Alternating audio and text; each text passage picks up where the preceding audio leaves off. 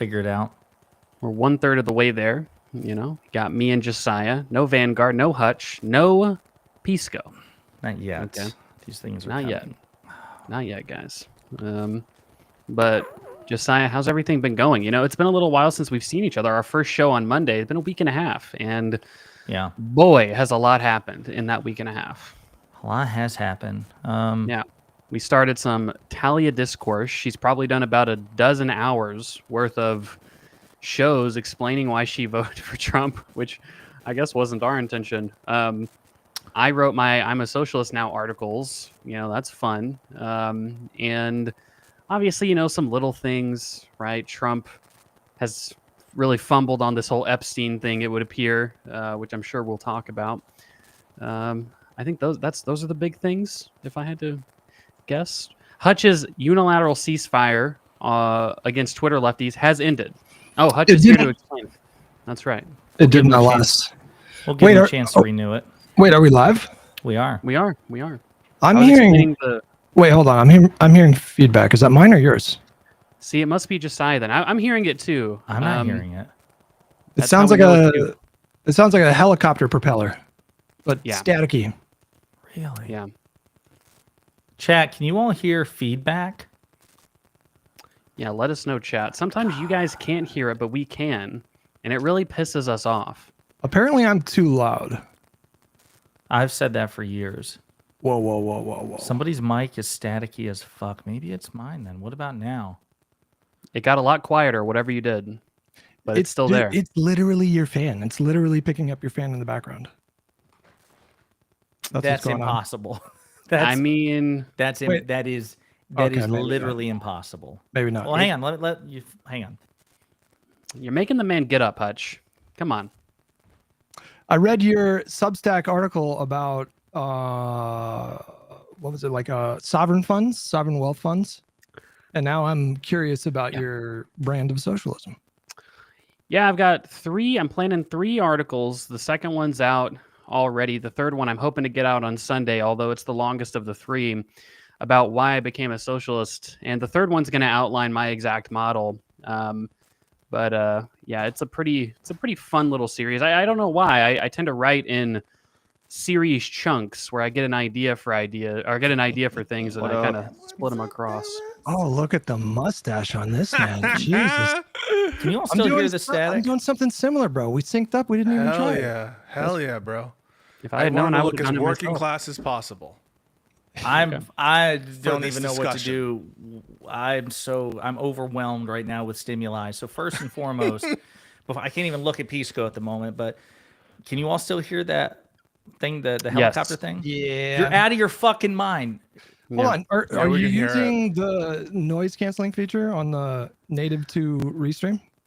Probably not. Look, for years, Josiah made fun of Pisco for all of his mic issues. I have something else to make fun of Pisco for right now, so we'll get to that in a minute. Embarrassing.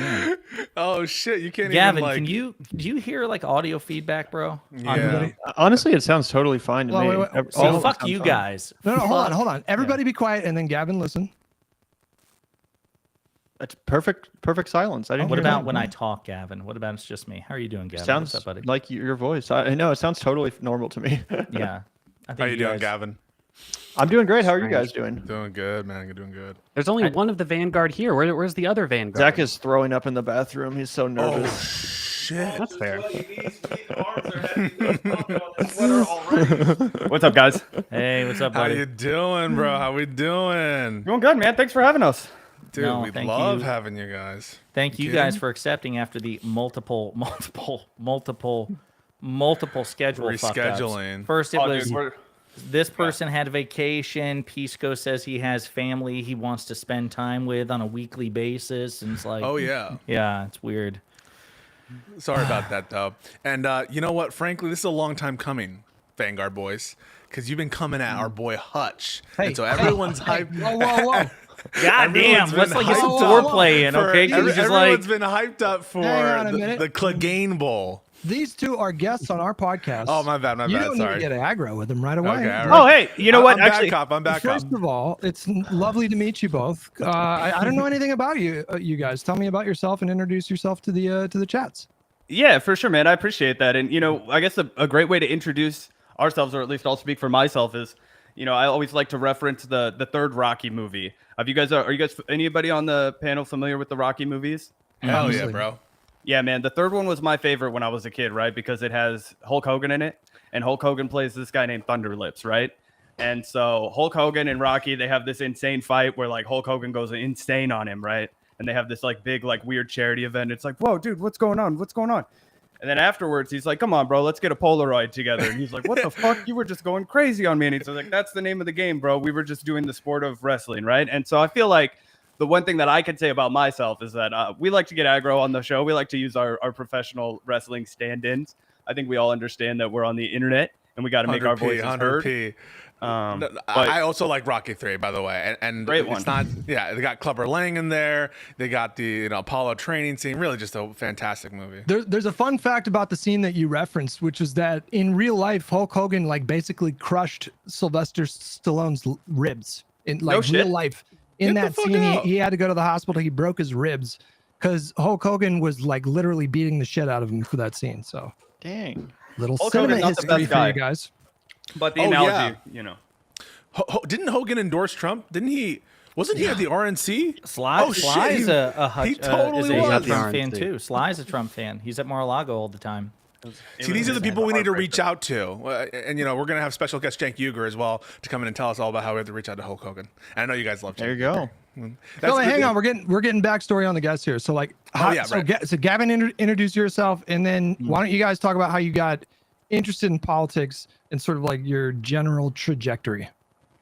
Yeah, I'm Gavin. Thanks again, all you gentlemen, for inviting us on the show tonight. Really appreciate it. Looking forward to the conversation. And more than happy to get into areas of disagreements. I think, Zach's right that we do get pretty feisty sometimes on our show, but we're also more than happy to chat with just about everyone and have a, good time and, be all chill and all that stuff. So, depending on how much you guys want to debate, we're more than willing to debate, but we're also just willing to chat, whatever you're feeling. But yeah, our show's The Vanguard. Obviously, we cover a lot of gutter, trash, drama, all sorts of creator on creator violence, specifically when it comes to left-wing on left-wing creators. One of the first things we got started, with talking about was like when the whole left was basically imploding in the wake of Bernie's 2020 run. Obviously, Joe Biden won that election, and the left was just, at each other's throats. There was the force the vote thing. So Zach and I came up during that. We were forged in the fire of just,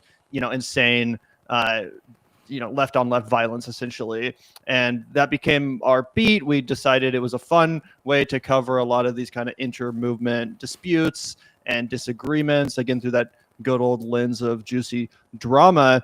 And yeah, we've just been at it ever since, having a great time. We've chatted, I know, with Pisco and Josiah on the Vanguard, never chatted with Econo Boy, so it's great to meet you. And obviously, we've responded to a couple Hutch clips, but never actually chatted with you in person or over stream. I did a little studying into you guys, and I looked into your Twitter accounts, and I surmised that Gavin, it seems like you got really interested in politics like during Bernie's primary run in 2015. Damn, you were scrolling pretty far back on my Twitter. What I like to do, I have keywords like vote, Kamala, election, and then I can kind of figure out like what kind of leftist you are. But yeah, hey, he's got the Always Sunny Pepe Sylvia board behind him just right off camera. So These like motherfuckers. We both voted for Kamala. Yeah. And but yeah, you're right. I got really into politics when Bernie Sanders ran in 2016. I remember I was getting into Bernie before most people even thought he had a real serious chance. And honestly, a lot of that was because I was a hardcore TYT viewer at the time, which is one of the, kind of ironic things about the trajectory of life, but either Gavin, way, you're still a TYT viewer. It's just taking a different edge for you guys. Now you get paid. He still views. He views it. Yeah. Yeah. But you're not wrong about that. Your investigation is correct. Not that I wasn't into politics before then. I've always, kind of been a low-key, a horse race junkie. I remember watching the freaking debates in like 2004 and shit like that before I even knew anything about what was going on. I was like fucking, I don't know, how old were we in 2004? Like six? Yeah, we got it. We actually became friends because Gavin and I were really two weirdos. We met at Walnut Grove. We've been boys since 5th grade. and we were heatedly debating the Barack Obama, John McCain debate. We both grew up in the heartland. We're both from, the Midwest. We record out of Kansas City still. My parents were, as you could imagine, pretty hardcore conservatives. This was in the, re-evangelizing of America period, the Bush era. If you're familiar with that, you can kind of get an idea. My politics are much a reaction to that now, but at the time, I just repeated everything that I heard at home. My grandparents wanted us to be at war. My dad wanted us to, fucking kick the terrorist ass, all that kind of shit. And so Gavin was coming from a much different background than me. And he was, already Obama pilled. And so we would have pretty fun exchanges going back. And so, yeah, I mean, all throughout our lives, we've been following politics. My family works in politics. We both were published in our high school papers, giving our editorial analyses of the horse race. So we've been doing this for a long time. So would it be fair to say that the two things? Number one, that Gavin, fifth grade Gavin, was a lib, not a leftist, and number two, that he helped radicalize Zach along the way. Is that fair to say? Oh, I think that's definitely fair to say, for sure. It was one of the first conversations I had with somebody who was passionate about politics from a different POV, right? I feel like everybody who gets invested in politics, you start with what you know, what you hear, what your everyday is like. Mine was very much a reaction to, my dad was in the military, the recoil that a lot of folks, I think, rightly had in hindsight to, the invasion of Iraq and, all of those things that happened in the heartland. People were like, you're either with our fucking country or you're not. So, having somebody who challenged those beliefs was a really big deal. And then in seventh grade, I met my first homie that was gay. And so we were, this was pre-Obergefell America, Bush era. So, the onion started to unravel from there.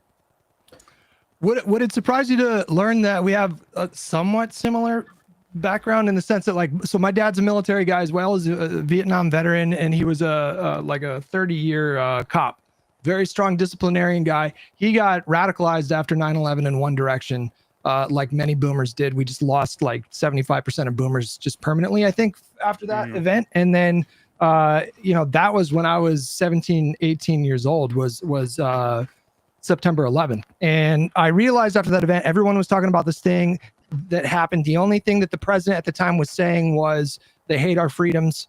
And that didn't really line up for me. And so I realized that I didn't know shit. And that's what got me interested in politics. I don't know if you'll believe me, but I have a framed picture of fucking Noam Chomsky on my wall. So the earliest influences for me were Noam Chomsky, bro. Howard Zinn, and a lot of other leftist authors and intellects that I was exposed to at that age. But I think I kind of went in sort of an opposite direction where I'm still heavily influenced by those initial beliefs, but I became much more liberal as I got older. But there's a bit of overlap in our stories, it seems. Yeah. Shout out to Noam Chomsky, man. Still out there kicking it at the great age of, I believe, 95 or something insane like that. He was one of our first guests on our podcast. That was one of the first big guests. Yeah. We had a bunch of people that no one cared about, and then eventually we got we started to finally get people that people knew about, and Noam Chomsky was one of the first ones. In fact, I asked him about Force the Vote, which was the first clip of ours that went viral, and a bunch of people dunked on us because they were like, you had fucking Noam Chomsky on your show and you asked about this Jimmy Dore nonsense. But that was the only clip.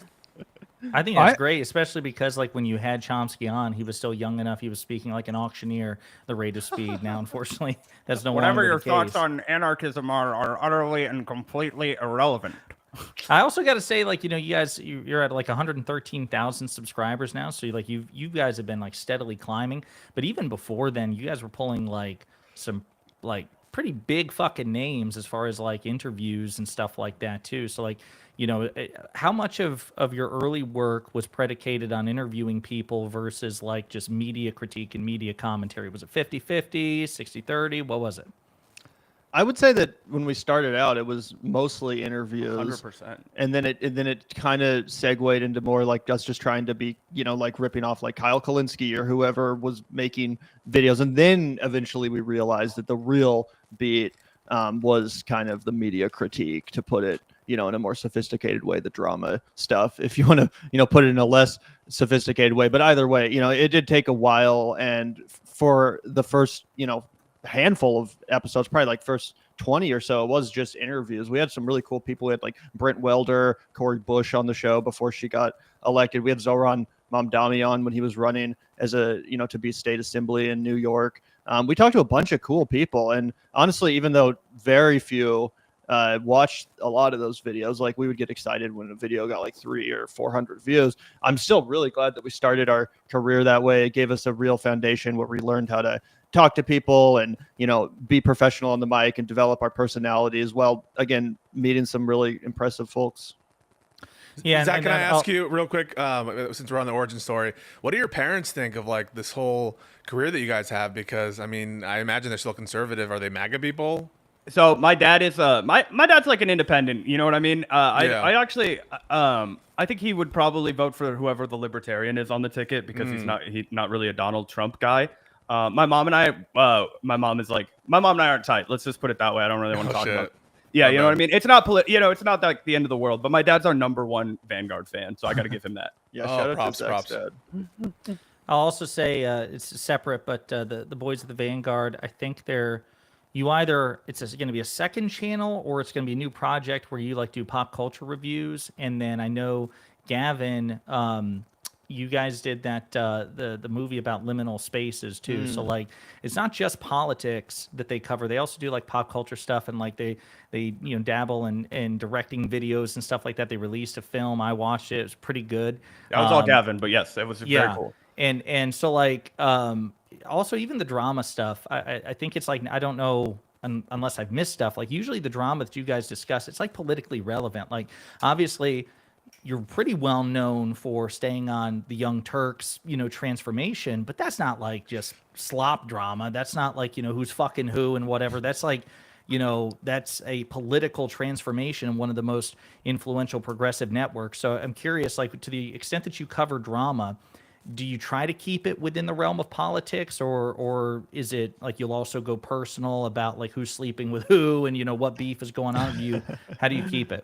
I mean, at least from what I try and bring to the table, and I think Gavin too, we've always just kind of used the drama as an excuse to talk about the political issues that we're curious in. We talk about it as like a spoonful of sugar to help the medicine go down. So I just don't really care about anybody's personal life. Like when I come after Cenk and Anna, I believe it's because they've misused a platform. I think it's because they've lied to their audience. We try and really dig into the financial realities of the situation. They present as an independent news organization when they've done multiple rounds of venture capital funding, when they've taken from Polymarket Studios, sponsorships from Polymarket Studios. So it's just massively dishonest. And I think it's the kind of reporting that would have been done at an organization like Vice or somewhere back in the day where they had the resources to hire somebody to look into a competitor and say, hey, this isn't adding up. This is, and we just happen to have the ability to do it ourselves. And we like the drama too. It keeps it fun.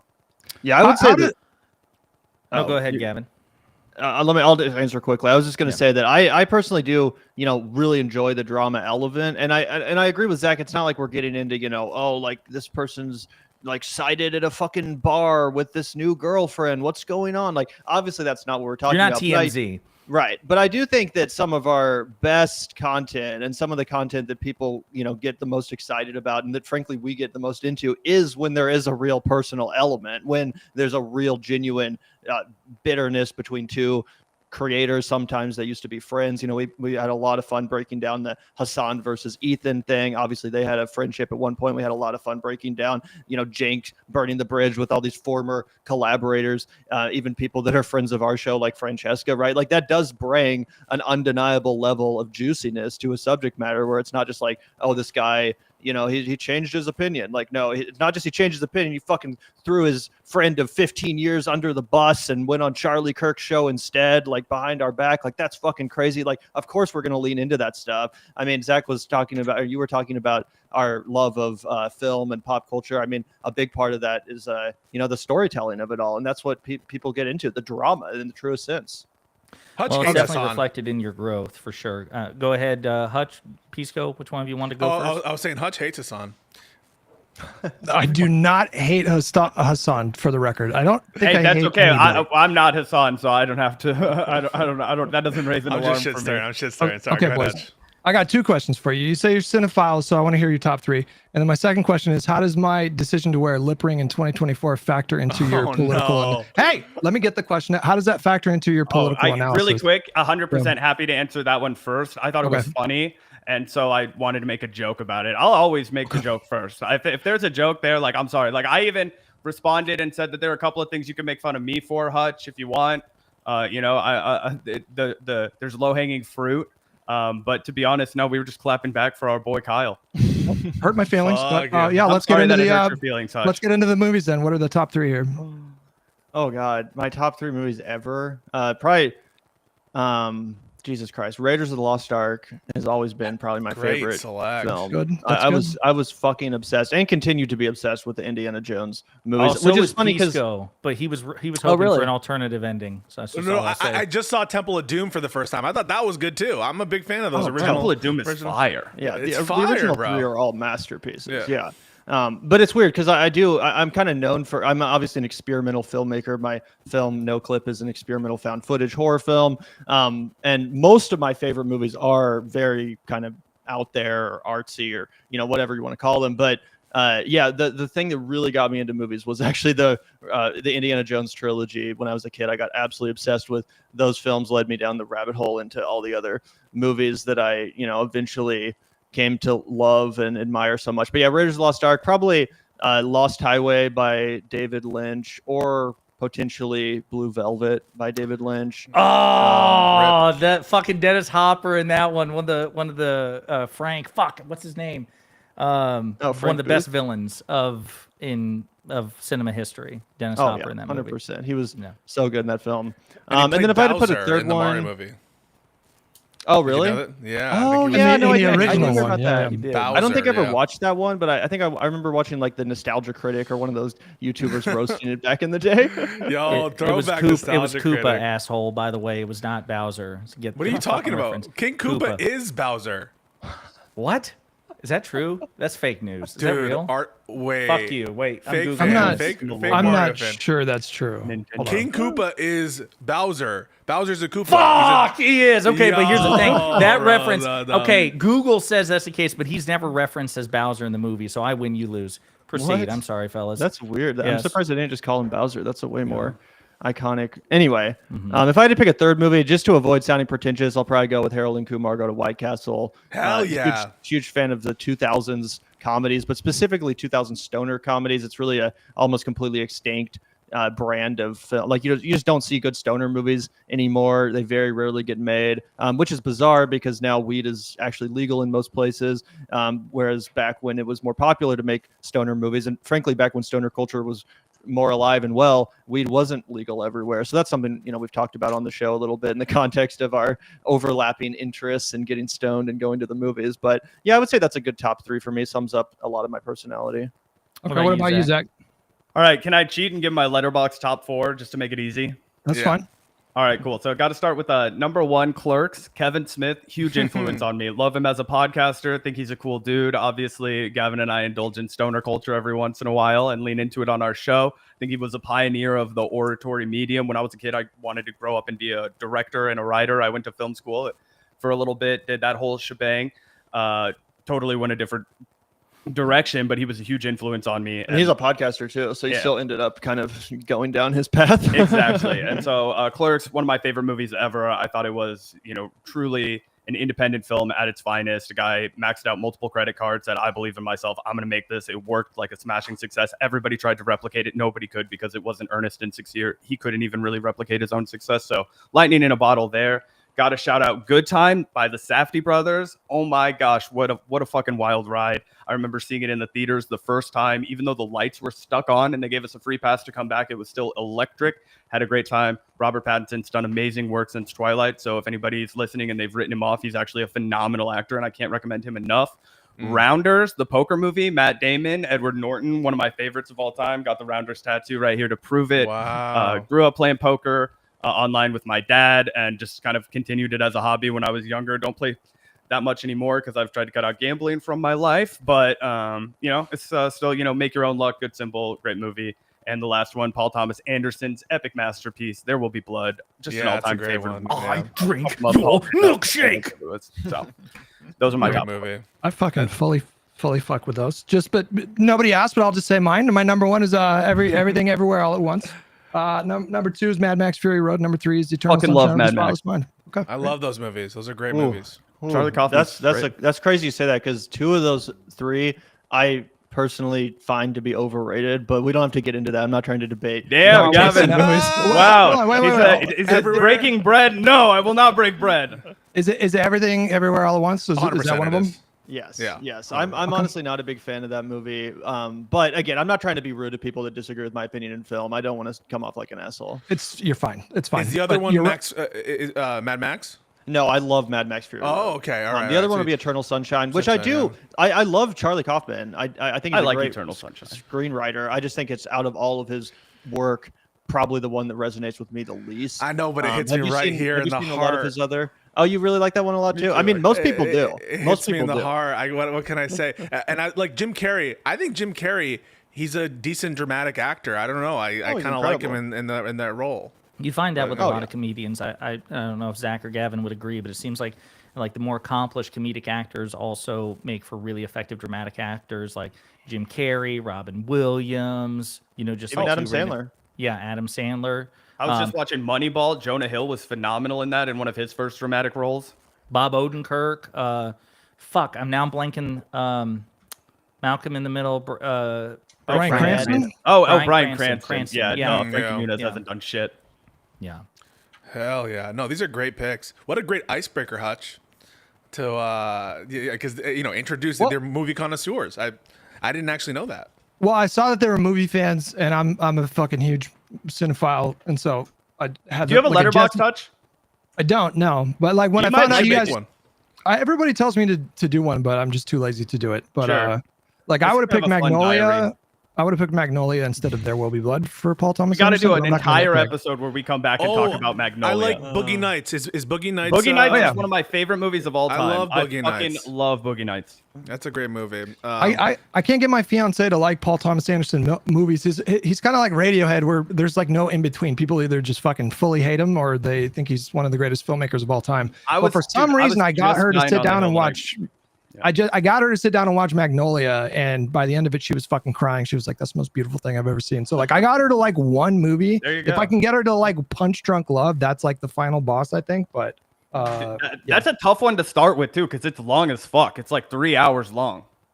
But it's so like frantically paced. So like, even though it's 3 hours, it's like really, it's like Dunkirk. It's like relentless kind of.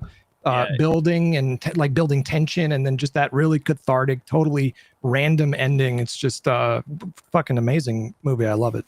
But yeah, the frogs for people. Well, you definitely you guys have to come back and we'll talk about pop culture and shit, because we are all pop culture geeks here, except Econo Boy. He only talks economics and like UFC fighting, stuff like that. He does not watch movies or TV shows. We got to come back for UFC White House then. Are they actually going to do that? I really hope so, honestly. According to Trump and Dana White, it's on. Yo, look, here's the thing, okay? I don't care. One thing that Trump, the only thing that he's done that I think is good is, look, I do like the idea that we host sports events at the White House. That seems fucking like it would be really cool. It doesn't have to be MMA. I mean, I happen to like it because I'm a big fan of the sport, but it would be really fucking cool to make that a regular thing. Because, like, I don't know. Did you know that Luke Thomas was a big lefty before he did that Kyle interview and did his whole, like, I'm dropping a lefty podcast, even though I'm an MMA guy? Yeah, I saw that he made he had like less than 1,000 subscribers on his politics YouTube channel, and I did reach out. Bad for him, but I was like, you're trying to do the right thing. You're trying to use your platform to speak, against fascism. So I was proud of him. Yeah. No, I reached out, and he hasn't quite gotten back on coming onto this show, obviously, the illustrious Live and Learn. But it'd be really cool to have him in because, yeah, the MMA space is a bizarrely right-wing space. Like, if you go to any UFC event across the world, you're getting a sample of the most right-wing people in that crowd. It's a very, very right-wing community, and I guess I don't really know exactly why that is. All the concussions, I don't know. You think? Or I mean, also we see all the concussions. That's true. I think it's also like the way that they've culturally coded themselves, right? The way that that one fighting where it's always had strongholds. It's a very masculine, dominant fucking culture, right? Who is going to want to capitalize off of that, if not the conservative movement. Now, I do think that the left should engage more in those kinds of topics because obviously it's not, just Republicans that are interested in it. People like Econoboy, people like myself, people like Luke Thomas. I mean, it blew my mind when I saw Luke Thomas making political content, because I was like, what? This guy's in the MMA space and he actually like thinks for himself when it comes to politics. That's so strange. So clearly, there's something there, but it's kind of adjacent to like gun culture in the sense that like I feel like gun culture is really predicated on like taking responsibility for your life and learning how to protect yourself and your family,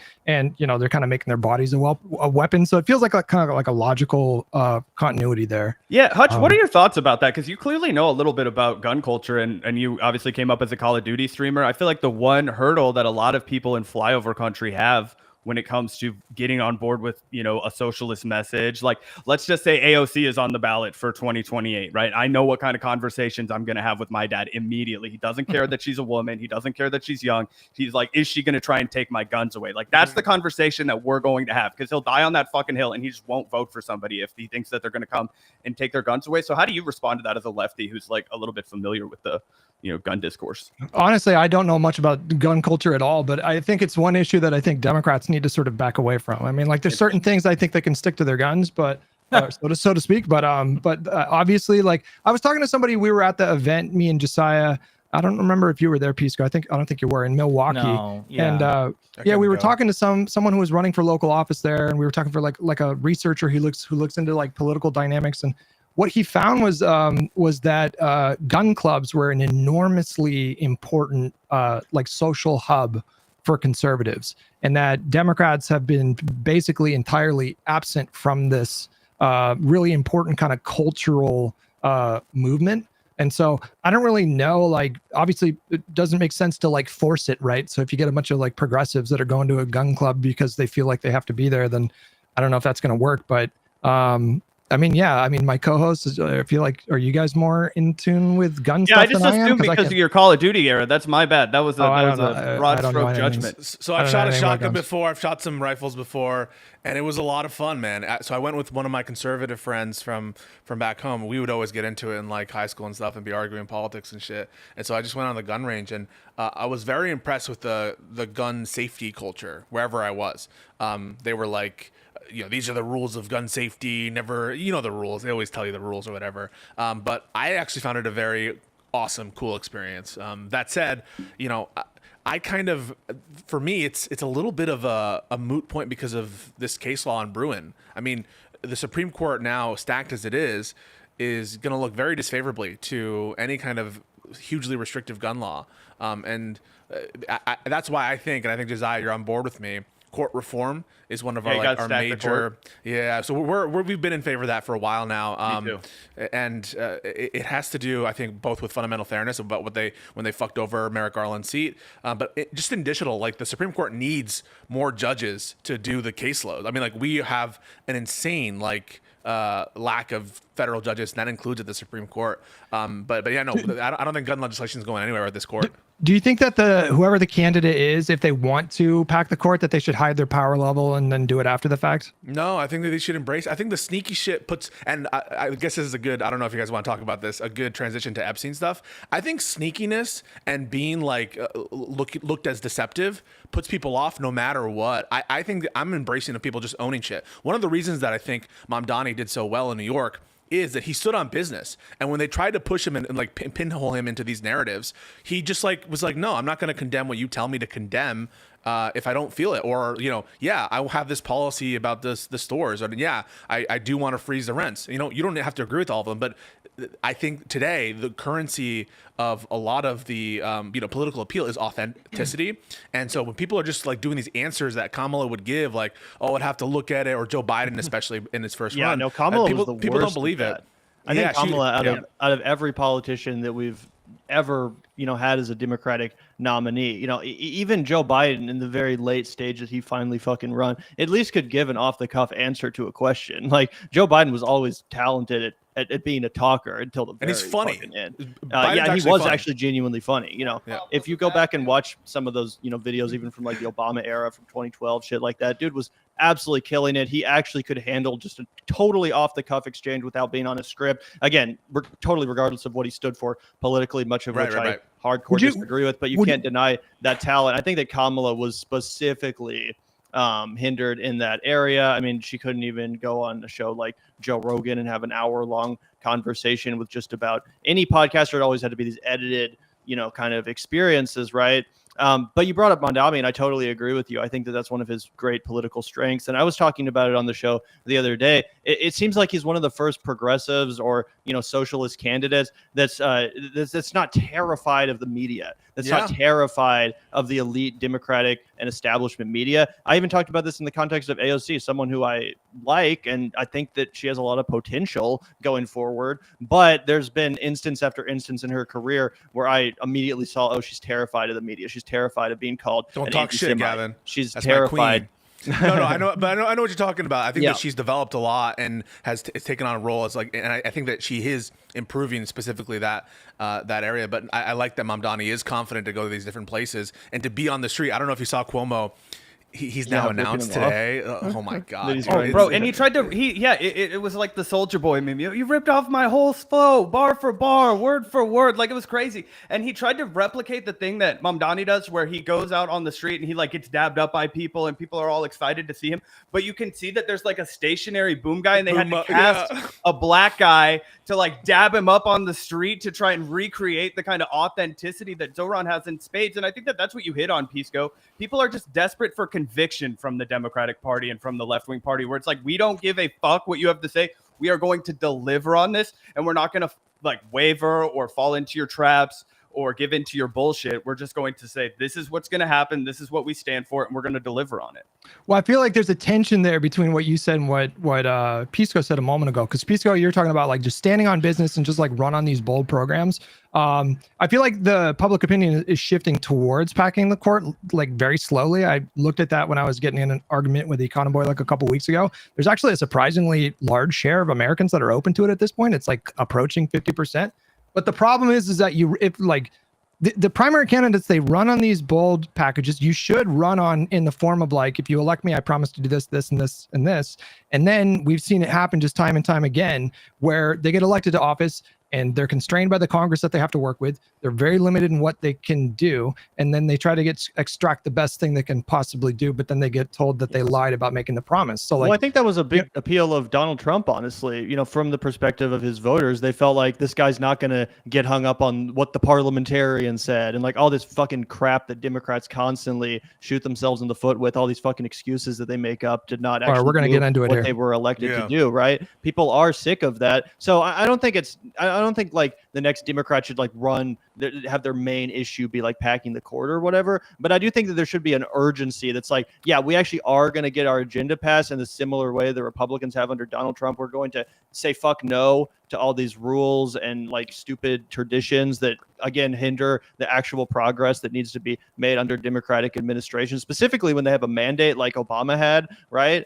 So I think it's that urgency, and again, people just feeling okay, I'm actually voting for an executive here, a strong executive that's going to take that role seriously and take fucking charge and not let some unelected piece of shit or some senator tell him no. Before you guys get into, because I know this is going to be a whole thing and I'm here for it, but I just want to wrap up the Supreme Court thing, because you said a word there, Gavin, which was urgency. And this is something that I'm really concerned about. I had a conversation with Rhode Island Senator Sheldon Whitehouse. He's in the U.S. Senate representing Rhode Island after the election. And he's been he's a very progressive critic of the Supreme Court. He thinks there needs to be binding codes of conduct, that the court needs to be expanded.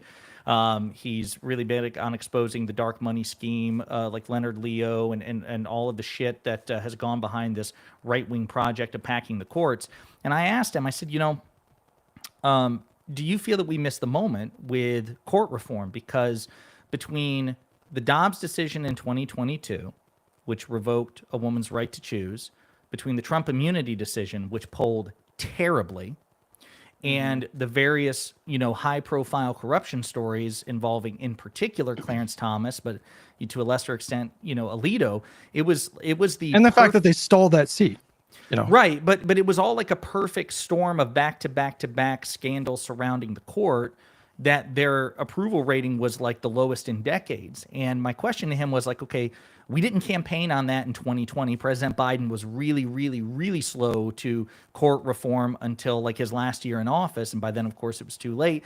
Kamala Harris didn't campaign on it. Do you think we missed the boat? Because we learned from Dobbs that the American people can get fucking used to anything. Democrats thought that, oh shit, Republicans took away federal abortion protection. Well, the Republicans have known that forever, man. That's what they do, right? That's the whole idea. Steve Bannon's flood the zone, right? Yeah. People can only pay attention to so many things. They're sure as shit not paying attention to the Supreme Court. They're sure as shit not paying attention to foreign policy. That's what every single president of my lifetime has understood. As long as no boys are coming back in caskets, we can do whatever the fuck we want to, right? And that's the problem, right? That they've only been able to, like, people have come to expect like the worst from Democrats, but they've expected that like they're not going to do anything, right? Like that's what they expect, that they're not going to do. Well, and I'll say to your point, White House conceded in an interview on my show. So he did it publicly. He's like, yeah, we fucked up. We should have made Supreme Court reform a tentpole issue because, to your point, Zach, now the American people are going to get used, or at least there's a good chance they will get used to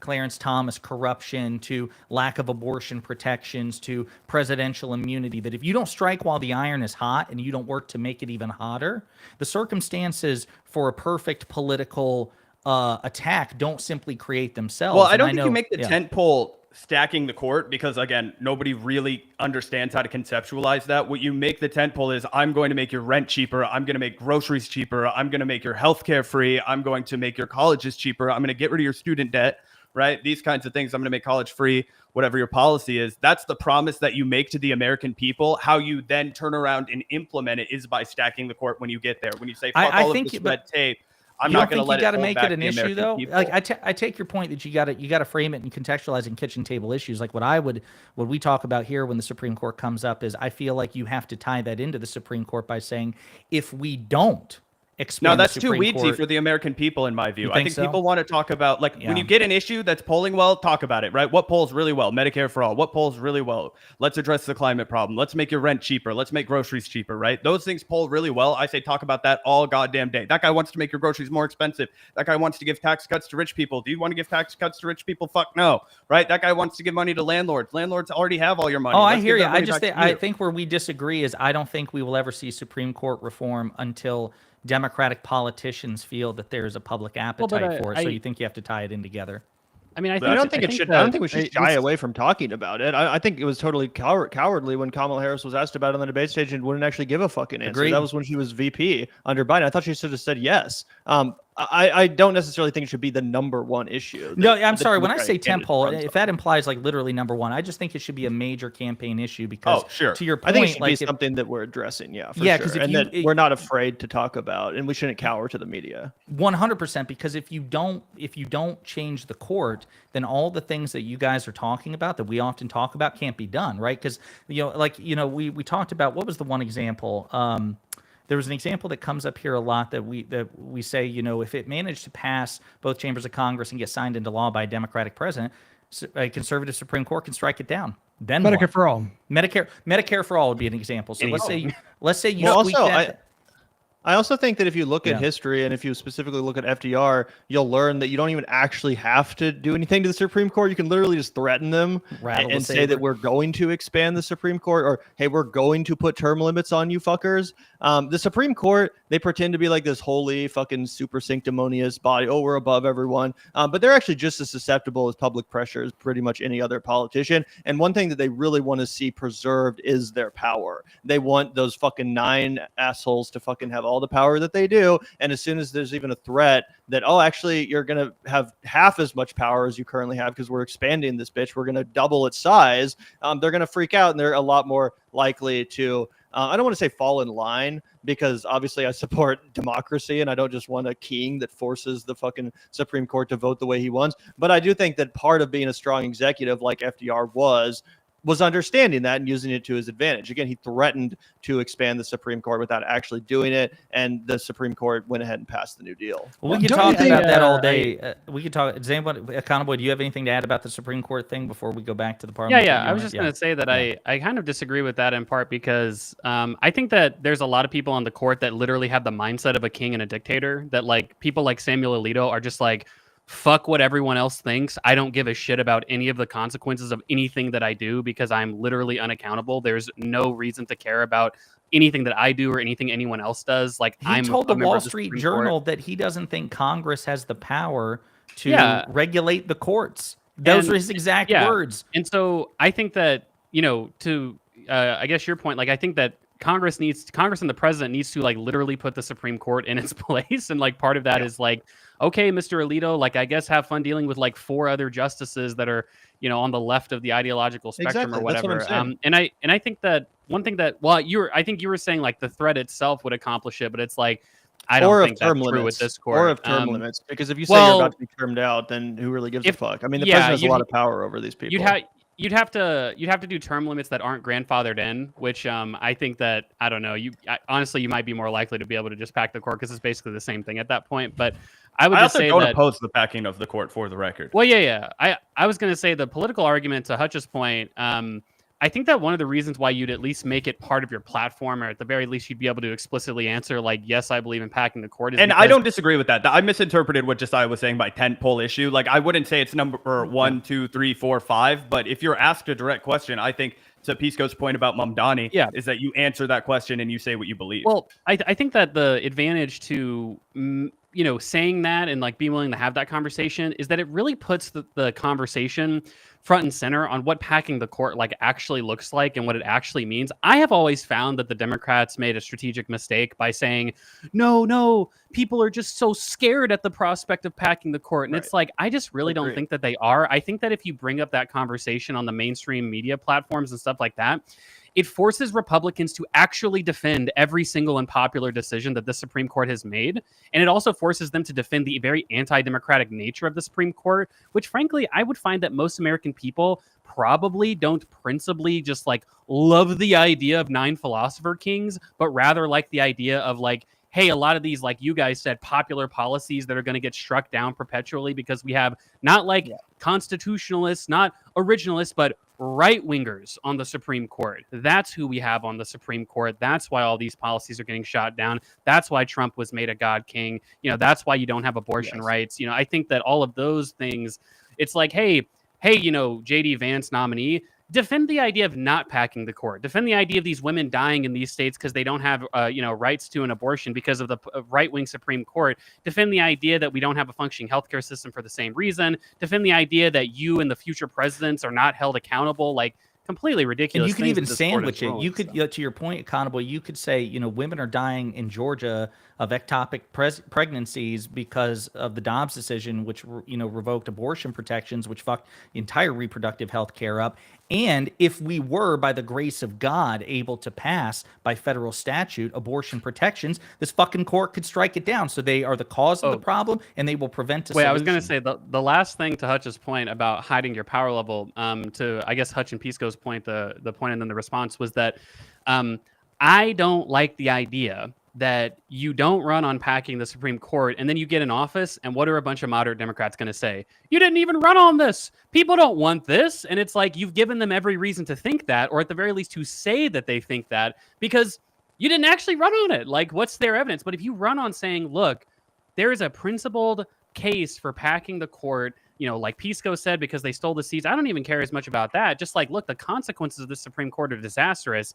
Those are the reasons why we need to pack the court. It's like, hey, I just won a fucking election on that platform. And then ideally, hopefully you would at least, you'd make the moderates have to try a little bit harder to come up with arguments against actually doing it. So here's what I think a real successful president has to do in the face of all of that. Because I agree. If somebody says, hey, are you going to stack the courts? You say, yes, my mission is to deliver cheaper rent, cheaper groceries, higher standard of living. I want young people to have homes. I'm not going to allow the Supreme Court to stand in my way of the promise I've made to the American people. I'm going to deliver on it by any means necessary. I'm going to return the bounty of this country back to the working people as it was designed, as the founding fathers intended. I think you always in turn return it back to the founding fathers. You talk about the Constitution. They say, hey, we started this country so we don't have any kings. Let's make sure we don't go back to having any kings. Here's how we can reform. I think people are so ready for change. I think people have a new expectation for what's possible. That Donald Trump campaign on anything that he's doing, to us, yes. To his voters, no. So their whole ideas are just broken open like, oh my God, the president's just doing whatever he can. When you run in 2028, if you're going to be a successful president, you have to say, I am going to do whatever I can. I'm not going to let anybody stand in the way of my mission, which will lead to our conversation with Hutch. I know you've been waiting to speak. Do you want to give your take on the Senate parliamentarian? I mean, a couple things. There's like we can talk about the parliamentarian, but like as far as Kamala goes, I think it's perfectly understandable why she chose to answer the question the way she did on the debate stage. It really depends. If she had a whole year to like craft a campaign and get into more details about it and actually try to like shift public opinion, that's one thing. Biden put her in a really difficult position. I mean, I blame him for that lost 95%. He should have dropped out for sure. He should have let them have a free and fair primary. I advocated for that every single day. I agree that he should have dropped out, but what I'm trying to say is that the packing the court is quite frankly in this moment it's a low salience issue where there's no real political appetite to do that right now, and the voters don't have a majority approval opinion on that. So for her to duck that question is perfectly reasonable. But she doesn't understand that she has to then promise them something, right? Here's the problem with Kamala. She couldn't even go on Subway takes, man. She couldn't even get a 10-minute pre-cut interview because she said bacon's a seasoning. And the guy was like, I can't have it on my conscience if I make you go viral for looking so horrible. Well, you gotta let me know what I mean? So she didn't do herself any favors. I agree with your critique that she was not good in like a long form setting. That was a 10-minute interview. That's not long form. She was not as good as in interviews as other candidates. I'm just going to grant you that. Like I completely agree with you. What I'm saying is like, it's interesting that you guys brought up FDR and you said, well, FDR didn't even have to actually like do much besides threaten the Supreme Court. And they took action on their own to do that. What you didn't mention in that situation is that FDR had absurd majorities that the modern American mind cannot even comprehend. And even with those majorities, he couldn't get the Congress to back the court. So I think you guys engage in what Ezra Klein calls the Green Lantern theory of politics, where Klein, my favorite stroking liberal. This is why you have to be poor. Let me finish the thought. So like this concept is basically the idea that the president can basically do whatever they want through sheer force of will, as long as they want it hard enough, as long as they work hard enough. They can just do anything. It infantilizes the role of Congress. It ignores the fact that Congress is a functional check on the executive branch. And my guy, have you been taking a look around? Look at what Donald Trump has been doing. What you're doing is now standing as a check in his power. It's now the reverse Green Lantern theory, where you not only say that, you know, this politician on your side should have been able to just do whatever they want to do. Now you're taking the view that Donald Trump has been able to do whatever he wanted to do. This is simply not the case. He has been checked so many times already throughout this current administration. And during his first administration, he was checked constantly by the court and the Congress. So like he was not able to get everything done in this way that you're trying to apply some standard to Democrats, and you're saying that Donald Trump was just able to just ram through anything, and it's not true. It's just simply not true. I think you're oversimplifying it a little bit. I think what we're talking about is the attitude, and what Trump has is an attitude where he's like, yeah, I'm not going to let you fucking stand in my way. I'm not going to let you fucking humiliate me. Not that everything he's ever gotten done has gotten done, and not that Democrats can never get anything done. But when it comes to this attitude, there's a reason why people voted for Trump, because they wanted a wrecking ball. They knew he wouldn't, you know, give a shit about all of these norms that people aren't even familiar with, a position like the parliamentarian that no one's even fucking aware of. And I just want, I mean, think about the passing of this big, beautiful bill or whatever. Think about how quick and swift and brutal it just happened, right? Within the first fucking 6 months. Now compare that to the passing of Joe Biden's Build Back Better legislation, right? It took forever. Why wouldn't we compare it to the ARP, which was passed in less than 2 months, and it was the largest domestic stimulus spending program in modern history? Yeah, like, I'm curious just to kind of like tease the conversation here, because not to go full centrist, but I see some points from both sides. So Zach and Gavin, what I will say is Biden was more legislatively successful than Donald Trump has been, even in term two. He was a more competent executive in that respect. He was able to negotiate with the Republicans and get bipartisan negotiate wins. You mean? Yeah, we have different. I take your point, but what I mean in terms of racking up legislative wins, Biden Biden's first 6 months were better than Trump's first 6 months because, the American Rescue Plan, he was able to get done in a relatively short amount of time compared to what Trump just did with the one big beautiful bill. So I do think Hutch has a point there that you shouldn't insinuate that Trump has been more competent at getting legislative wins. He's not. He's not even equal. But Hutch, I actually want to push back on you too, which is let's get into it. But my point wasn't necessarily also dependent on the fact that he's been more legislatively successful. My point is that Congress hasn't been standing in as a check on the fact, like look at a Mahmoud Khalil situation. Look at the fact that people have been black bagged on the street. Like, where's the check on these ICE agents, right? Like there was a those are problems. Well, that's what I want to push back on Hutch for. So Hutch, again, I agree with you. Biden's first 6 months more legislatively successful than Trump's, but hasn't Trump surprised you? I know he surprised me. I know he surprised a lot of people on Twitter when we're like, oh, fuck. They're not going to be able to get Mike Johnson confirmed as speaker. They're not going to be able to get this continuing resolution passed. They're not going to be able to get the one big, beautiful bill done. You believe that, Josiah? You really believe that? And they have knocked one W after another. They have defied expectations. When it looked like Trump was down for the count, he squeaked a win. No, they said he was down for the count? That's not true. Wait, Josiah. That is so not true. Trump has, and this I think goes to Zach's point. He has a force of personality and is able to influence his members of Congress to do shit that that is against their interest, against their constituents' interest. You look, for example, I know you guys talk about Josh Hawley because I think I saw a video of you guys talking about Josh Hawley.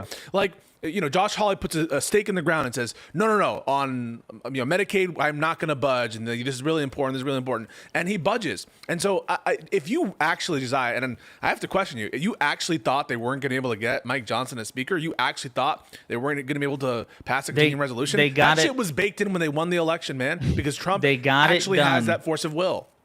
They got it done the first time. They got it done. They got Mike Johnson confirmed on the first fucking vote. That's one way to spin it. That how long did that take? That took like how many votes to get that done? Wait a minute. No. I think we all had because I think we all had. Maybe there was one. Maybe it was Pisco. I can't remember. I think we all had doubts that he'd be able to get his full cabinet confirmed. I think that. Well, I had no doubt. No. I said everyone was going to. Like I said, maybe it was you who. Maybe it was. I'm going to go back and find out. By the way, I thought there was going to be a sacrificial lamb. I thought that somebody that was totally crazy. I'm not. I'll be real about that. I'm actually going to go back and check, Pisco, because you came in way too fucking hot. No. Check it. No, don't worry. We'll check the tape. We'll check the fucking tapes on this. I can't wait to find records of you saying, "Oh yeah, Trump is going to get Mike Johnson confirmed in his first fucking vote. He's going to get all of his fucking cabinets picked. He is going to get the one big beautiful bill passed." I think did, bro. I really did. Absolutely don't fucking believe. That's okay. 100%. All right. No, yeah. I mean, but also, I think that to Josiah's point though, there was I think a general expectation that there would probably be more reins on Trump than or there'd be less reins on Trump than there have proven to been, I suppose, right? That he would probably have a little bit more problems getting various things done, and he's also, I think, you fucking believe that, Econo Boy? You believe that? Yeah. I think also, you fucking idiot. Are you sure? I think there's also been. Are you sure? There's also been a lot of things that Trump has done that I think probably did generally surprise people, like even political commentators. Like, for instance, when it comes to things like just like completely shutting down entire government agencies, right? Like the fucking Department of Education, USAID, Department of Education, right? And I think as well, like I think there was a Supreme Court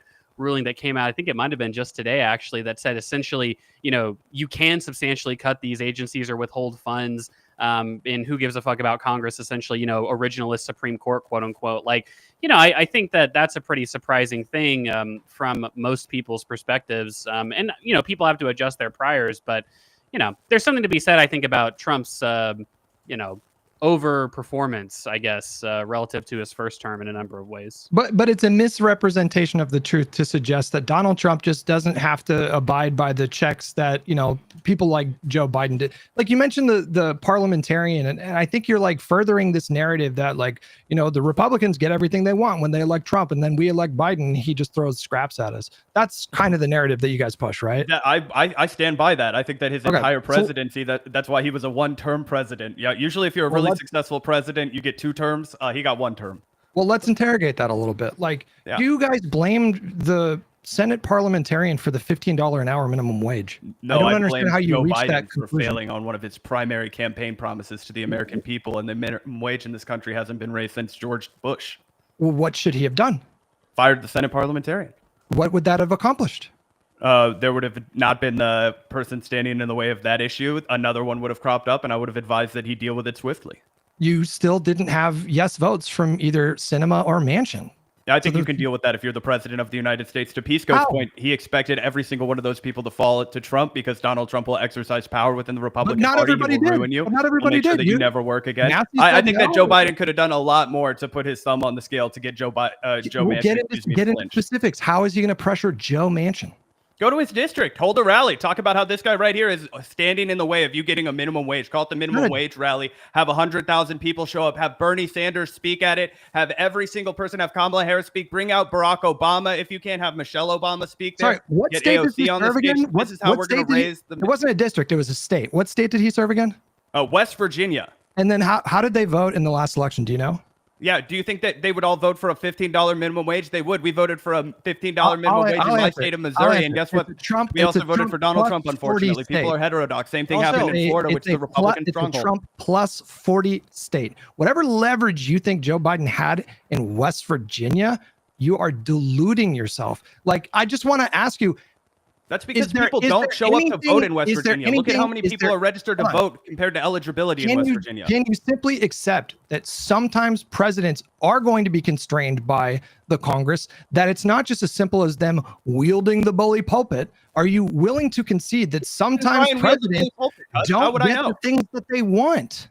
How would we know? He didn't do that. He did not do that. He did not make a single effort. He stayed in his basement and he said, he negotiated bills that he could get passed, and he didn't waste time fighting for something like firing the Senate parliamentarian that wouldn't have changed the outcome. The bills to give a right-wing, watered-down infrastructure bill so he could claim victory after he rolled over completely. That's what happened. I also think, as I was talking about earlier in the show, Joe Biden of 10 years ago absolutely would not have taken that bullshit from fucking Joe Manchin. Are you kidding me? Absolutely. Do you know who Joe Biden is as a politician? For the record. Do you know who Joe Biden is as a politician? Because if Joe Biden had actually been in, if he had actually been in office when he, are you going to let me finish the fucking point?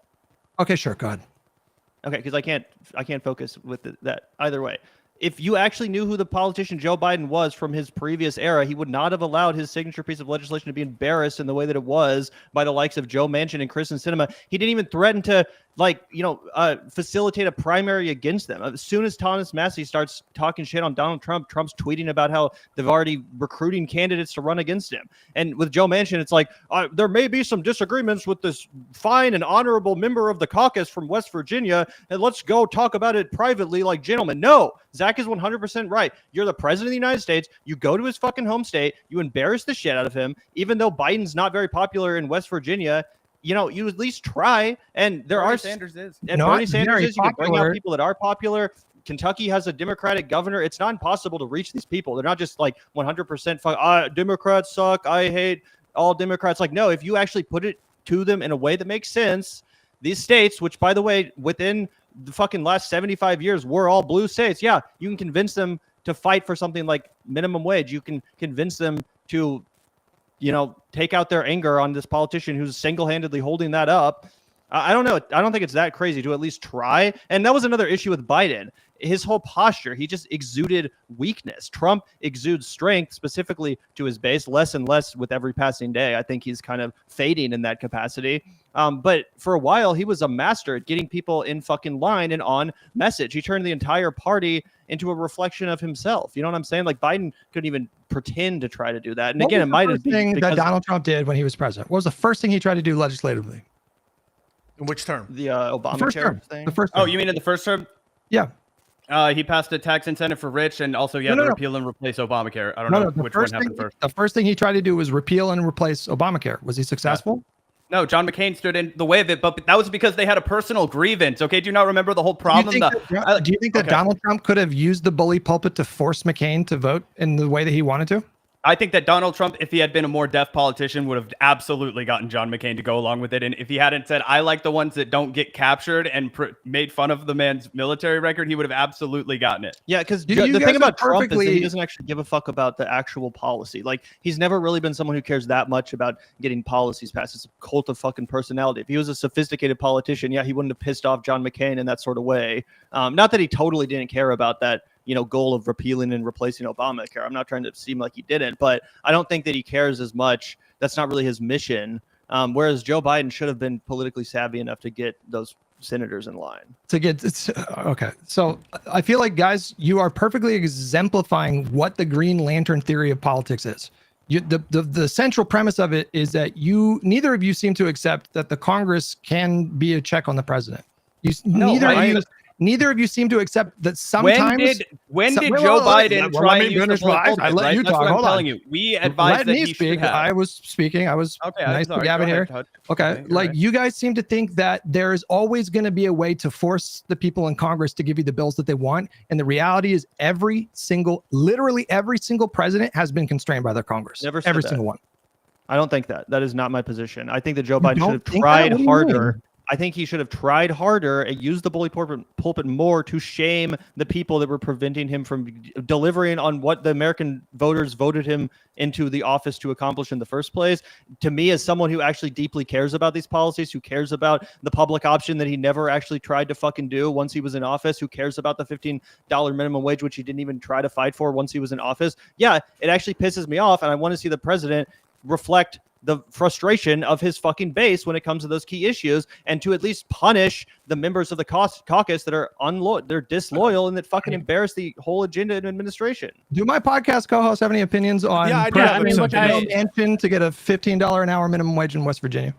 I think Go ahead, Conboy. I was just going to say, like, I think that these views are somewhat compatible. Like, I think where you're wrong is that, look, at the end of the day, like, the Trump project, right, has been a long one at this point, right? It's been almost a decade long. By the time Trump, leaves, I guess we'll see what happens. Fucking fingers crossed.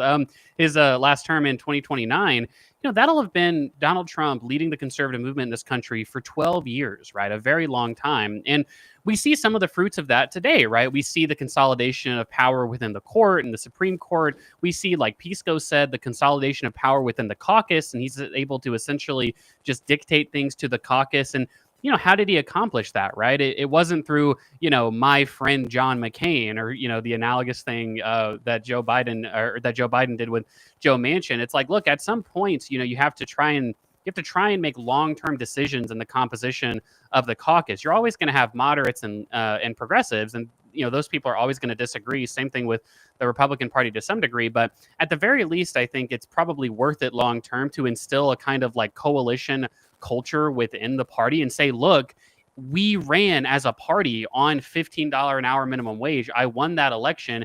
If you're against me, like, I don't care that you've been a senator from Delaware for, the last 20 years. Like, that's what the party believes in. That's what the base believes in, as evident by the election. And you're going to get primaried if you don't support it. And look, to the discredit of, some of Donald Trump's candidates that he endorses in the primaries, he's going to lose some of those elections, right? Like he ends up primarying candidates and they end up losing 100%. Otherwise winnable elections. But we see that in the long run, those global macro trends that kind of dictate who wins and loses a lot of these elections end up pulling through. And now Donald Trump has, larger majorities in the Senate. I don't know what the House looked like when he took office, but he's able to actually have consolidated that and get a lot of things that he otherwise didn't think he would be able to get done.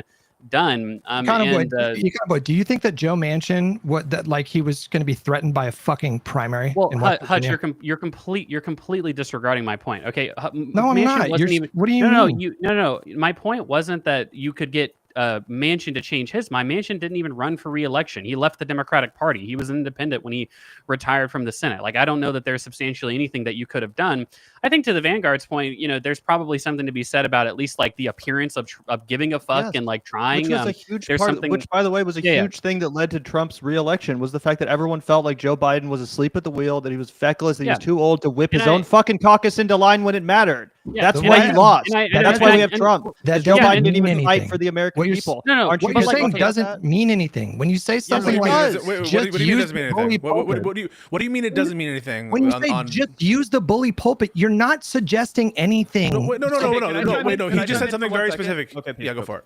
Okay, here's what I was gonna say, because this is my point, Hutch, right? Like, I don't want to miss the forest for the trees just because we want to like have good fireworks show for the audience, which I'm totally into, by the way. We're all crushing, but the reality is that the point that we're making, and I think Okada Boy, I thought you laid it out extremely well, right? The American people do not believe that the Democratic Party is full of fighters, right? Gavin used the term asleep at the wheel. The reality is that the reason they couldn't get Kamala Harris or Joe Biden across the finish line was because they did not even try to whip votes in West Virginia, from West Virginia, right? They didn't even try to say, okay, we're going to go down to Arizona. They didn't even make it feel like they cared about $15 an hour. No one even knew that. You think any of those voters in West Virginia even knew that Biden gave a fuck about $15 an hour? No, because he didn't. That's the problem. He never even pretended to care, other than to get a few suckers' votes. Sorry, didn't mean to cut you off. Does everybody agree here that generally speaking in the modern era, what the American voters typically do is if they give a trifecta to a particular party, they take it away 2 years later. It has basically been, because the party abuses their fucking trust and doesn't do anything. That's why. If Biden had actually done the things that I wanted him to, he would have. I'm just giving you this is what happens with voters, right? So in that time, when a president, not just as a natural, when a president is inaugurated, they know they're on a ticking clock and they only have a couple years to pursue as much legislation as they can get done. And to Josiah's point, but you may not like the final version of those bills, but Biden was legislatively the most successful president of the modern era since like LBJ. Now you want to like quibble about like $15 an hour. Would it have been better if he spent more time on a useless fight? But you're talking about this like he won re-election, though. You're talking about this like he won re-election. Senator, wouldn't it have been him better to just get done what he could get done before he loses Congress? Like that's the argument. You can't simply say.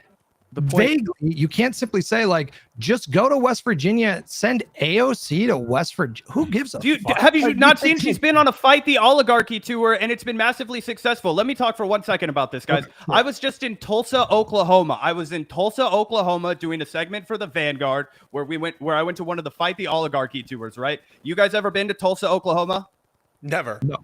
Okay, it is not exactly liberal country, okay? It's not the kind of place where they're tuning into podcasts that are woke. Okay, guess what that room was filled with? It was filled with people who wanted to see socialism. They loved AOC, and they were union guys that were fixing airplanes. They were farmers. They were teachers. There were tons of indigenous folks that showed up. Oklahoma has a huge indigenous population that's underrepresented. If you were to ask a pollster like Ezra fucking Klein, he would tell you not to waste your time in Oklahoma. But do you know what Bernie Sanders said to those people? He said, I do not want to be a part of a government that sees red and blue states. I want to be a part of a government that leads, that delivers for the American people. When I went to the U.S. Senate, I said I was going to stand up for the United States of America. That's what I'm here to do today. And people were losing it, man. They couldn't believe that somebody actually showed up for them. You're telling me that if you put on national television, Bernie Sanders, Alexandria Ocasio-Cortez, Kamala Harris, Beto O'Rourke, take your fucking pick. Famous people, Gavin Newsom from the party, they all show up to West Virginia, whoever it is that you can get. I'm not saying all these people would agree, but a lot of them would agree because everybody loves to have their picture taken with the president, and they would have shown up, and it would have been a huge event, and it would have shown the American people that Joe Biden was going to fight for them. Sometimes optics matter. That would have been a time that optics matter. I'm not saying it would have worked. I'm saying the American people would have been like, fuck yeah, Joe, thank you for showing up for us, which you've never done over the time you're president. You need Manchin. It's in a 50-50 Senate. You need Manchin's vote for literally every single piece of legislation that you want to get done. And you're saying that the very first thing he should have done is gone to civil war with Joe Manchin and threatened a primary because we didn't get one particular provision. I mean, is that not what Trump does with the defectors in his caucus? Like, is that not? Do we really want to emulate? Like, do you want a Republican, like a Democratic win? Well, wait a minute. Personally, I think that elides the point. Well, wait a minute. I think you got to address this, and it goes all the way back to. I've been spending the last 30 minutes trying to look for what Pisco had to say about Mike Johnson's first vote, and I can't find the goddamn thing. That motherfucker. There's nothing on it. Fuck you, Pisco. But listen, I think it elides the point that they're making, which is it doesn't matter if you want people to emulate Trump or not. They're making the case that it is possible for presidents to bully their parties into line. Yes. It's called whipping I want votes. you to deal, Hutch, I do want you to deal with the Trump example. Either refute it or say yes, but that's Trump. Well, it's West and we Virginia. can't do. It's West Virginia. So can I just step in? I want to say No, fuck you. Hang on, let Hutch respond Why to are you that. Okay. flip-flopping when you were fucking agreeing with me when we had the same fucking conversation with Tyler no, Crystal? oh, bro, you're bro, flip-flopping no, because your chill. Vanguard boys are on the No, podcast. Yo, I man. see you, this is Josiah. Man, insecurity. I'm about to listen. I'm about to roundhouse kick Pisco. He already has the beard off. I'm gonna take the mustache off the next time I see him. And then you and Jesus I, Christ, guys. Hutch, listen. You're so tall. I'm gonna kick the shit out of your ankles. Listen to me, real quick. See, Hutch, there's a W right there. I'm 5'7", so whenever if I've ever hurt your feelings, you just fall asleep at night knowing that I know, man. Really Us short expensive people. surgery I to know be as tall as he's you. like 6'4". I know. Let me stop I you. agree. Let me stop you. Okay. You go to war with Joe Manchin. You say, I'm going to primary fuck you. You block me. Hold on. Wait. Let's just hold on. I'm going to fuck your mom and I'm going to primary you and we're going to replace you. Okay. And he says, you know what? You don't even know where her urn He is. says, Biden now polling at 100%. Hold on. And then he says, you know what? I don't like this at all. I'm an independent. You guys don't get the majority. That's that. What do you do? Hard to bully Manchin. Hard Okay. to bully. No, listen, I want to agree with What do you do? Fuck! Would you just let me get through the What do you fucking do? thing? Just shut up and let me get Shut shut your the mouth. fuck So up stupid. and All right, let fine. me get Okay. through the sentence. All right. Pisco wants to talk. Shut up for a second. I agree with you that Joe Manchin was not bullyable. I want you to address the notion they brought up Trump. And I can't speak for Pisco. Sorry, are you fucking stupid? So the response, Manchin is not bullyable, is a response to your question is, why don't you bully? Okay? That's That Hutch's wasn't my response. fucking question, Why don't Pisco. you be like Trump and bully? It literally was. You're like, Yeah, why We can go back and play the tape where I said you are not your point Oh my elides God. theirs. I said they are saying that a president can theoretically bully a party. I Well, want can I you actually to clarify address what that. my position is? Just because I think you guys Fucking are A. splitting. I think you guys are splitting hairs here, right? Because I think that it's fair to address what Hutch Oh is my saying, God. right? Which is the fact that Joe Manchin might say "fuck you," then I am eat a bag of dicks and go fuck. But here's the thing: the American people are tired of getting crumbs, right? They already expect you to kind of be like, okay, the Republicans beat us, blah blah blah. You have to find a way to win. So you get fucked on. Say you get fucked on your infrastructure bill, right? You get fucked. Joe Manchin doesn't vote for it. Do you not see what Donald Trump has proven that you can do without Congress? You say, guys, give me 2 more years. Okay, or however long Joe Manchin had left. He's, I guess, But I think the ultimate problem is not so much Biden's treatment of Joe Manchin, but it's the fact that he didn't even seem like he cared about the policy in the That's first it. place. We're talking about these policies that he's supposed to be fighting for, but no one even knows he supports them. Like I said, he'd have a lot better chance of getting reelected and of being popular if people felt like he gave a fuck about this, if they felt like it was actually something on his agenda, not something that could conveniently hit the cutting room floor as soon as he runs into any sort of obstruction from his own party. And that's exactly how it felt. It felt like Joe Biden was more than happy to use that as an excuse to say, oh, sorry guys, what do you want me to do? The fucking thing I promised to do is now on the cutting room floor because of these things that I knew would be an issue before I promised it. So it's like, why the fuck did you even promise it? Just to lie to everyone and get their hopes up? You knew this would be a problem. If you didn't run on it, you'd be like, why aren't you running on it? No, I'd rather he be honest. I genuinely would rather he be honest. I would. And I voted for politicians who aren't running on it. I voted for Kamala Harris, even though she was fucking running on a bunch of shit that I fucking hated, including going around talking about how all the #1 CEOs and corporation leaders in the company signed off on all of her stupid crypto policies and all her fucking AI bullshit. Like, at least she was honest about it. I don't actually think that it's a good idea, though, to run for something or, win a fucking primary based on these ideas, including a public option and a $15 an hour minimum wage, things that would substantially uplift Americans who desperately need it, and then immediately say, sorry, oops, some fucking bullshit happened, and now I have to, throw you under the bus and renege on this promise. You don't seem to fully appreciate the role of the Congress. Period. End of story.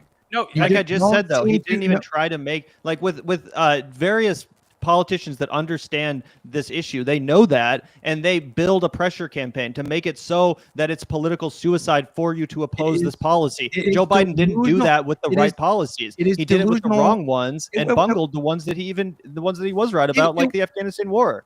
It wasn't even just Manchin. Like, Cinema was... Pisco, I know you wanted to jump in. Yeah, I just want to say I'm going to be a bridge builder here for sure, 100%, because I'm going to yell in kind of both directions. On the one hand, you can't bully Manchin. But I think that there's a kind of lesson from the Inflation Reduction Act. Everyone said that the environmental policy that Biden was trying to push was dead in the water. They said it for months and months and months and months. The Inflation Reduction Act was a surprise for a lot of people. And I think give Biden some credit. I think that that's an incredible package in terms of now it's being diluted and somewhat destroyed by Trump and the big beautiful bill. Election, Pisco. That's the problem. No, I agree with you that. I think that's Biden's greatest failure is, and this the is where presidency has to be an 8-year project in the year 2025 is my view. So I think that if you fail the first time with Joe Manchin, you have to dedicate your entire presidency to fucking him and replacing the seat. 100%. 100%. You just said you couldn't bully Manchin. Whoa. So 100% on the notion. I don't know why you're so fucking trigger touch. So first of all, I was defending that you can't bully Manchin, but on the specific notion that the presidency is an 8-year project, that is 100% true. I totally agree with that. That's what I said. 100% agree with it. Hutch, do you have a problem with me saying I agree with that point? No, you're good. Okay, cool. So just to be clear, I totally agree. You can't really bully Manchin. It has to go. You have to go. You have to primary him. That's why it's an 8-year project. But I will say the following: to pretend that Joe Biden, and this is all coming out from reporting, was engaged as he should have been on domestic fronts, is now proving more and more to be untrue.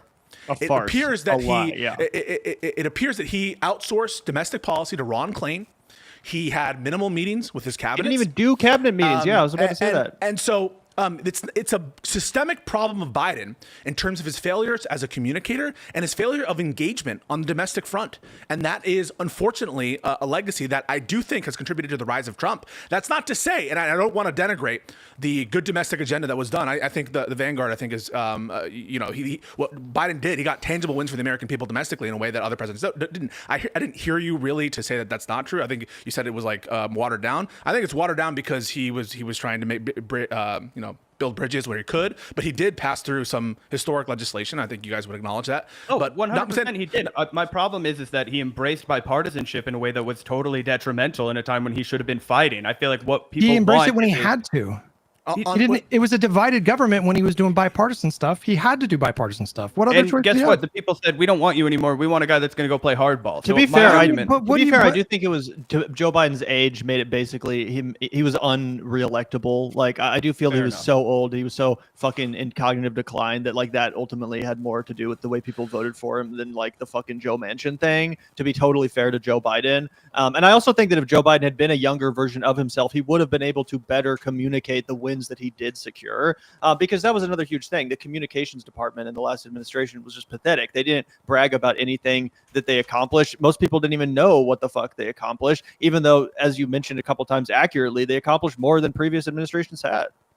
I fully agree with your. So like what's going on right now with the Democratic Party is they are just fully fucked in terms of acclimating to this new paradigm of media.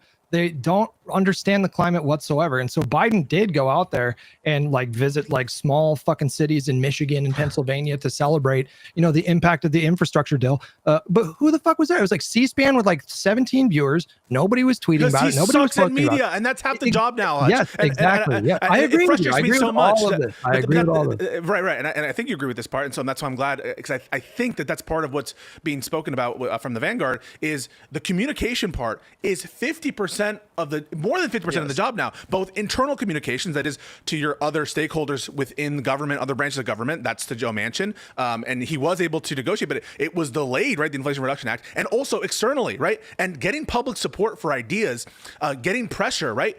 MAGA's able to, or Trump at times, I think less so now, is able to leverage this like momentum, right? And you often feel it, right? Like you get this report, and a lot of it's theater for sure, but even sometimes before it's genuine. Even before Trump, remember the rhino label? Like Republicans have always been better at shaming their fucking defectors, whereas Democrats, like you never saw Joe Biden taunting Joe Manchin and saying, fuck this guy, he's a dino, he's a traitor, he's fucking helping Donald Trump, he's a secret Republican who's a wolf in sheep's clothing. That's what he should have fucking said, not just because it's good politics, but because it's true. Joe Manchin is a piece of shit. Wait, hold on. You have not reconciled the obvious problem with this. Let's say he does that. Let's say, fuck you, you're a dino, I'm going to primary you, I'm going to fuck your mom. And he says, I don't like your posture. You have no leverage over me. I'm going to be independent, and you imprison him. I'm just kidding. No, I'm serious. Like, how do you reconcile with that?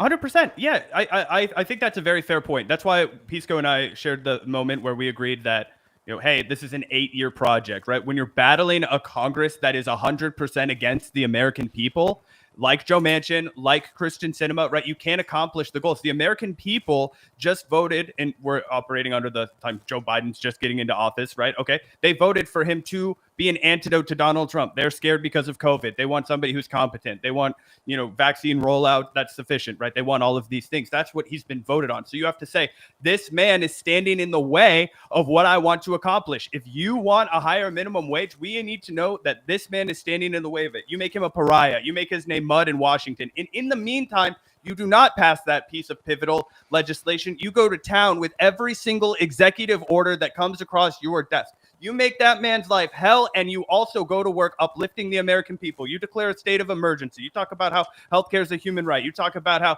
we're going to do every single thing you can. We're going to make sure that nobody pays a cent of student loans as long as I'm president, right? We're going to make sure that we fight it in the court and not a dollar is collected, and we fight all the insurance or the interest rates all the way. We go after everything that we could do with worker protection to make sure that it's harder to exploit your workforce. Let's make sure that we're supplementing every single court that we can along the way to make sure that a company like Uber doesn't get to contract their drivers as a 1099 employee that has to pay a bunch of taxes at the end of the year and gets totally rat fucked. Let's make sure that we're uplifting those people at every step of the way. I think these are ideas that we would all agree are going to be beneficial and tangible to the American people. And then over your 8-year presidency, you do start to accomplish the goals that you need the power of Congress to do, right? Because nobody can just, overrule Congress, although Donald Trump is giving it a run for his fucking money right now. And he even has control of Congress, right? So you say, we're going to do every single thing that we can from the power of the desk. We're going to fight everything in the court, and we're going to make your life as good as we can while we get rid of Joe Manchin, Christian Sinema, and bring back the party of the people. Okay, so let's game this out. So it's ARP negotiations. It's the first 2 months of the presidency. This is his first bill that he wants to get passed. He does exactly what you're saying right now. He goes to war with Joe Manchin. Joe Manchin defects. He loses control of Congress. Now, why would you lose control of Congress? You're just stacking the deck in your favor. No, hold on. I just told you that there would be a risk that Joe Manchin would defect and say, "I don't like the way you're treating me. Fuck you. I'm going to defect." There was because of all the executive orders a risk of him doing that. By the way, president we have. So we can play this counterfactual game all day. Are you acknowledging or not that there was a risk for him to defect in that way if Trump? Yes, but you're assuming that after that defection, that Joe Biden loses Congress. I disagree with that. That's what I'm disputing. If you give that Senate gavel, do they have a gavel in the Senate? If you give that gavel to Mitch McConnell, now not only do you not get the IRA, which did a lot of really good shit, and not just for environment, but also in your favor. You're just saying, imagine all these bad things happen. I could say, imagine all these good things happen because I did all these executive orders. Do you not? Okay, hang on. Podcast. I guess. Hold on. I need to not feel crazy for a second. Podcast bros. Do you think it was possible that if Biden would have done what they're suggesting that he should have done, that Manchin could have switched parties? He didn't have the talent. Biden, it was too old. He couldn't do it. So this whole thing is, I agree with you, Hutch, in the sense that he couldn't do it. He did not have the capacity to do it. And Manchin, although I don't know that Manchin would be the type to just never vote on judicial nominees anymore because you're talking some shit. And I think that there are ways he could have done it. But fundamentally, I agree with you. It's not possible. Biden could not have done it. He did not have it in him. It's not in his character to do the kind of play that the Vanguard are talking about. It was 40-year-old Biden in his prime. Could he have forced a $15 an hour minimum wage on Manchin? No, Hutch, force the issue?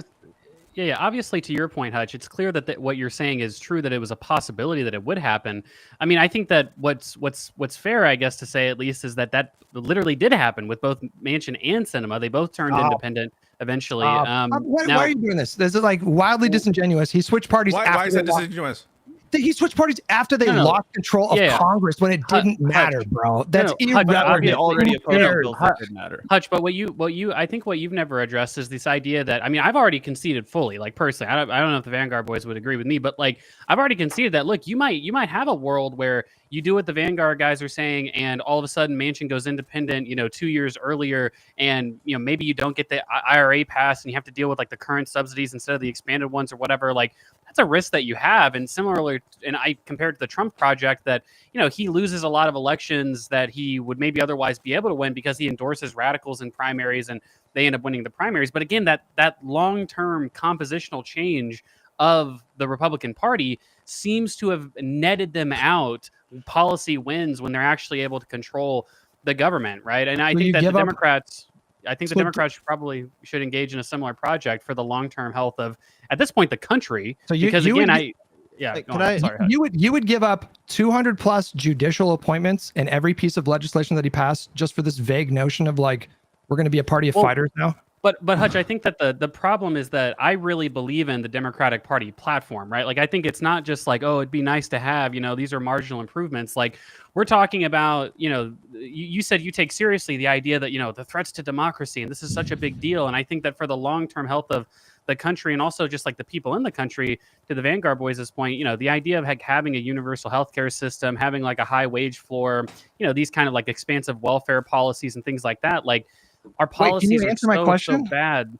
I feel like I am answering it, right? But So you're not. Are you saying that that would be an acceptable sacrifice? No 200 plus judges and all that legislation, none of that. Are you saying cutting all of that would be Hutch, worth it to Hutch, establish it's a new... obviously Hutch, it's a question of expected value and the risks you're willing to take. So I don't like the idea of the scenario that you're painting. If there's 100% scenario that what you're saying happens, you might think a little bit differently about it, but there's obviously not 100% chance, right? There's every chance in the world that you engage in this project and maybe the idyllic version of what the Vanguard is talking about would happen, or at the very least, something settles out in the middle or something. Like you never really know how these things are going to go. But I was just going to say last sentence that I think establishing a basic standard within the Democratic Party that, hey, I don't care if you don't like this policy. We have to do these things, not only because, it's the platform that we ran on and maybe there's some long-term gains to that, but also it's just really good for the American people, Hutch. And like, it's worth like saying, hey, moderate asshole, fuck you. Like we have to actually get this done because it's good. Like we have You don't need to do this thing where you're like, I'm the one that actually cares about these policies. Meanwhile, you would pursue a strategy that would result in fucking no judicial appointments and no pieces of legislation. You don't know that what for if you sure, want? Hutch. It's But the risk that you're willing to take, right? Okay, Like let's fine. Put the risk aside. What is the possible benefit? Are you going to move Joe Manchin on this? Yes or no? He moved on the IRA. Well, No, yeah. I don't. Hold on. Are you going to move him on $15 an hour? No, Hutch. To answer I your don't think so. question, to answer your question as directly as I can, it is irrelevant to my point. I don't think so. Ultimately, that you're able to get benefit analysis. What is the possible benefit, Dude, right? This So, all like, ended with Donald Trump being our president. How can you act like the risk-benefit analysis worked out in our favor? Like that's the whole problem right here. Like you're talking about the weeds here. We got the fascists in power as a result of this because the American people didn't believe that Democrats could fight anything, including a fascist. And so now we've got people getting black-bagged off of the street. Now we don't have a Department of Education. Now fucking 12 million people are losing their Medicaid. Now the hospital I was born in can no longer deliver babies in the east side of Kansas City, Missouri, because they thought those black mothers that largely make it up nowadays because of fucking gentrification and the fact that all of these people have been shoved to the east poor side of Kansas City aren't worth it to have their own NICU or any kind of delivery services. These are the real life consequences of Donald Trump. And because the Democrats thought they could fuck people and lie to them about, oh, we're actually fighting for $15 in minimum wage, or, oh, we're actually going to cancel your student loans, when they never had an intention of doing it. They rolled over immediately, so they lost and handed They the never keys had over the to intention white of doing supremacists. student loans. No, they did not. Well, why did he do it? What the Did fuck it work are you out? talking You know what I'm about? saying? Like, listen to yourself. What do you People mean? hate Did it. it work out? Oh, the Republicans struck it down. That's what the It Democrats wasn't always say. No, the court struck it down, bro. What do you mean? That's why we got to pack the court.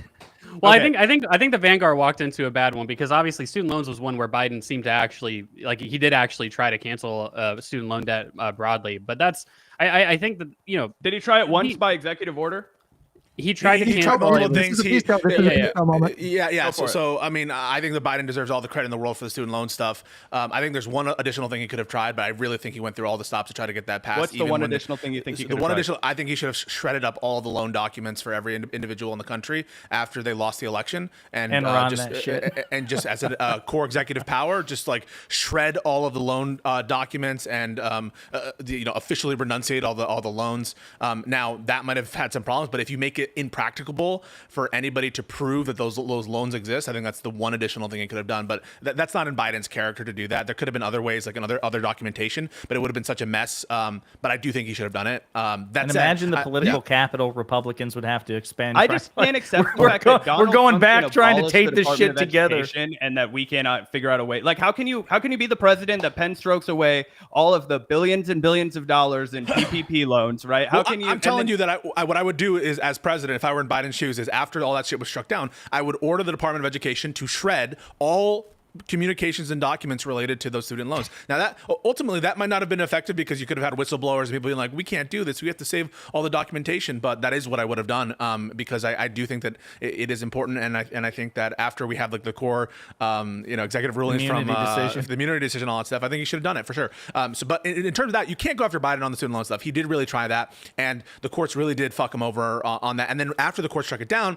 he went with other, the SAVE plan, other methods to try targeted relief, and they forgave like billions and billions of dollars of relief. It was a very good thing that they did, and it's one of those things that they did not communicate well. But that was a tangible win for the American people. Yeah, I was under the impression, Pisco, and you can elucidate this, because my impression was that within the power of the Higher Education Act, and I have a tweet about this from the past that I would be curious as a lawyer. I'm not a lawyer, but the Higher Education Act, couldn't he potentially? It says right here that there was no discussion of the actions that he could have taken through what's called the HEROES Act.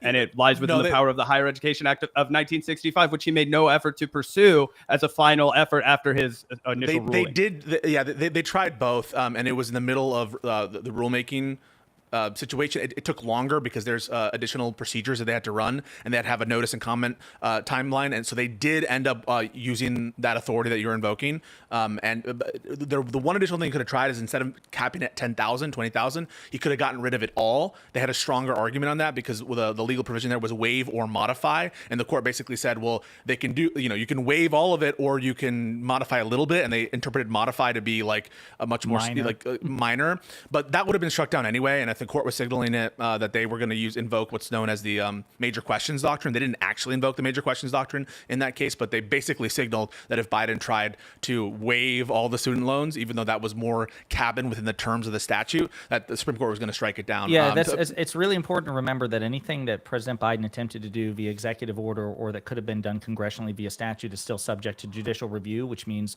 to Pisco's point, the conservative supermajority on the court, they could have invented whatever reason they want to grant cert to the case. Here lies the fundamental problem with why Democrats always fucking lose, because everything you just said might be true, but I don't care about it, right? Because I just watched them forgive billions of dollars for rich assholes that bought votes with that money, and that's how the American people feel. You know what I'm saying? No, I totally understand that. Yeah. We totally agree, but that's also another reason why I think for a lot of us here, court reform is so central to the case, and making it a case to the American people is so essential, because anything that you want done or we want done is going to have to be reviewed by the Supreme Court, and they're inclined to strike it down for precisely that reason. Trump will get away with his tax cuts for the rich and for all sorts of other egregious things because he has a sympathetic supermajority on the Supreme Court, and they're the final boss of democracy. Trump's the immediate problem, but the court represents an equally dangerous problem. It's just kind of looming in the background. You've got to deal with both. I want to say one other thing. Like, I am not just trying to constantly split the baby here. I do agree ultimately with Hutch in terms of the empirics of the makeup in the Congress and the fact that the base of the Democrats, they're not like the MAGA base. They don't exert that kind of control and power. And so I do think that Biden has to approach it a different way. Where I agree strongly with the Vanguard is the following. Biden's presidency is a failure. It is a failure because of the one most important thing that he promised, which is to restore the soul of this country and to stop Trump, he failed on. And that not exclusively. There were other challenges that are outside of his control, the resurgence of COVID, inflation, that kind of stuff, which, I don't blame on him. But the failure of communication and the lack of engagement due to his frailty, and then the hubris, the arrogant decision that if you really, I know people are clowning on Jake Tapper and stuff, and for good reason, but if you read the decision-making process that wasn't ever there when they decided to run for re-election, that this is how they were running the administration. And you can't tell me that was optimal in terms of the domestic policy front and that everything was running on four cylinders when you're not meeting with your fucking cabinet. And so do I believe that Biden was doing everything in his power and everything within his communication ability while he was president on the domestic front? No, I don't believe that. And I think that there are probably other things he could have done. And I think that you don't need to go on the all-out, call Manchin a fucking pig fucker. There are other approaches that I think he would have taken, Hutch. And I think what you have to grant, Hutch, even though I agree with you that you couldn't push Manchin move heaven and earth, and you ultimately probably wouldn't get $50 minimum wage, there was not even an attempt to signal. You have to grant that they did not even protest a little bit on that. And that has to be something you acknowledge. I think in the case of Manchin, there was one time, because people were complaining about the fact that he wasn't picking this fight. And I think he was asked a question at a press conference, and he said some like mild criticism of Joe Manchin, and Joe Manchin turned around and wrote a fucking op-ed for the Wall Street Journal that said he wasn't budging. Fuck you. So like, my so point what would you do if is you're that President like, Hutch? What would you do? Would you let him fucking dog walk you like that? what is? You just told me a moment Yeah, Hutch, ago. would you be Manchin's bitch, just like Biden? No. I agree with you that like you can't. You have this precious little time and this precious little political capital to spend. It's just, these are the historical trends. George W. Bush, after 9/11, that he was the only guy to buck this trend in the post-war era. Every single other time. Wait, Biden bucked the trend. Biden bucked the trend in historic fashion in 2022. Yeah, No, I'm not talking about beating incumbents. I'm talking about when you give a trifecta to a government or to a political party, the American voters, you only get 2 years. It's just way easier to be on offense 24/7 when you're out of power, which is why you're going to see the Democrats have a lot of success in special elections. Hutch, is your position just that Joe Biden should have rolled over and he was right to roll over, and that Joe Manchin was totally cool to call the shots, and you don't really see much of an issue with that? Like, You're not frustrated by this? You're trying to frame it as though that it's this moral issue, and it's not. No, it's not an issue of morality. It's an issue of practical consideration. If you only have so much time to deliver on your agenda with legislation that you can get passed through simple Well, if you're majority, saying that all it takes reconciliation, to stall why an would you- entire piece of legislation is an op-ed in the Wall Street Journal, and you're just gonna If okay, I thought- Mr. Manchin, you're right. If I thought that I could get something out of it, then obviously you fight. But I don't think you guys fully But appreciate. that's what's gonna that- lead to wait, let more me just Donald finish. Trump, though, dude. I don't think you guys fully appreciate where that you. the Congress sometimes says no. Every I'm single not saying that the president. problem was that the Congress gave. I just gave you 10 other solutions of what I would do if the Congress said no to me. My your man, what I'm solution was trying to point out to executive you is order that if the everything you were gonna Democrats do ever with wanted to have a legislation, chance bro. of winning, they have to deliver on That some was of your- these hold on. promises. That You was might have your- a really that was good your argument solution. as to That why was they your didn't solution. deliver on any of these Hold on. promises, but the You American said your people solution was did you not were going to feel do that an way. executive order for everything that he would have done otherwise with a legislation, which is like a baby brain take. That You is don't not a under- baby brain take. I Of said, course what could you No, do from the power cannot of just your do desk? You seem to suggest that the president can do whatever they want with an Have you executive watched order. Donald Trump's presidency, my guy? Does it I look have like it's seen the reined court in check? check him on executive orders We're like circling the dozens drain. of We're- I already times, told bro. you I agree We're with stacking the circling- court, Hutch. we're I already circling told the you So that. do drain, I, guys. but We're that's not even circling on the the drain. what. That's a separate We're conversation. continuing the bro. circle. It's an infinite circle at this point. Can I propose a slight change of topic? Because we've and I talked probably- about this. Well, I was just going to say we've talked about this. One interesting topic to kind of tie into is right now. This is kind of a historical debate. What should Biden have done? But right now, okay, this is an interesting question. We've got this big kerfuffle with the Epstein files, okay, and there's a question: what should Democrats do with this controversy today, and what should they do if they capture a House in Congress in 2026? I think that's that's the flavor of the week, guys. That's what's going on right now. It is the flavor of the week, and I think it actually does relate to what we were just talking about, because in the modern era now, and like when we're not out of power, I am so pissed off at the people who are being pussies. I'm just so pissed off at the people who aren't fighters. I'm going to be honest with you in terms of like the messaging on this, on Mamdani, like the fact that we have conservative or I don't know, centrist Democrats or whatever you want to call them coming out and not supporting the nominee in New York pisses me the fuck off. So I think that we should absolutely wield the bully pulpit on issues like Epstein, on issues like everything that Trump is doing. And I don't like the current leadership is failing us on that front. The era of Kristen Sinema's has to be over. You can maybe make the case, and I would make the case actually, that the conditions in 2021 were difficult for Biden. They were really difficult. He did not make the most of it, I agree, but they were genuinely difficult.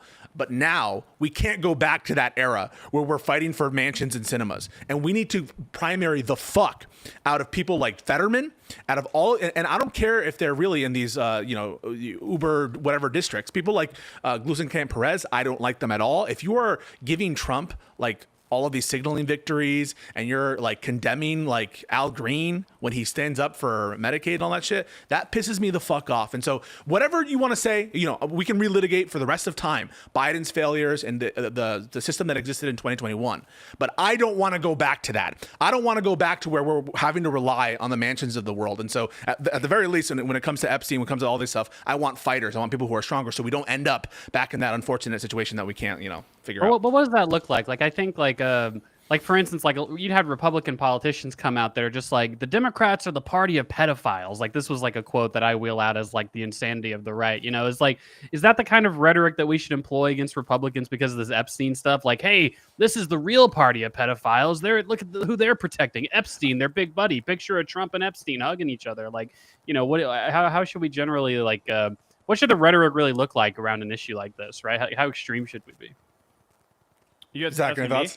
Yeah. Yeah. Well, Look, the Vanguards, they've got to go in 15 minutes. So yeah, if we can let him and Gavin. that's not like a super hard out, but my girlfriend made dinner, so I got to run downstairs and I'll get in trouble. But long story short is I think that it's a winner, right? People have attention on it, right? And so we need to figure out a way that we can tie it to, one, the corruption of the Republican Party, talk about why it's absolutely shameful, the pivot that Donald Trump has done. Like, do I think that it's going to make Democrats look bad too? Probably so. Like, I wouldn't be surprised if Slick Willie's buried in there, down there in the list. But for the most part, I think that you have to use it as an opportunity to do some outreach, right? Who is really interested in this, right? The pod bros, these people that we've been talking about how the Democrats really need to reach. I think there's a way for you to go out there, and it's a guy that I've locked horns with in the past, but I think a dude like Ro Khanna has been pretty spot on when it comes to the Epstein issue. He's gone out there and he's like, I believe in a transparent government. If the Republicans are legitimate in their desire to make the government more transparent, then they need to vote yes on this, blah, blah, blah, blah, blah. Like, I don't think it's necessarily the kind of thing that you save around for the midterms, but for right now, while it's a hot issue, definitely take it as a way to,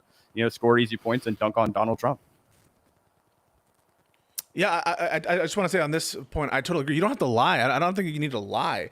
But you need to look like you're with the zeitgeist. And right now, this is the zeitgeist. And go on offense on things that, you know, it could be. I'm 50-50 on, like, what the actual substance is there. But the fact that they, wrote all these checks about, you know, they're sure that there's corruption there. They're sure that there's a cover-up. They're sure that there's all that stuff. Call them out on that bullshit 100%. And, yeah, don't make any promises that you know you can't keep. Like, oh, we know for sure that Trump did something criminal. Like, I wouldn't go so far as that, but just there are ways of signaling stuff, and I think someone who's doing a good job of it right now.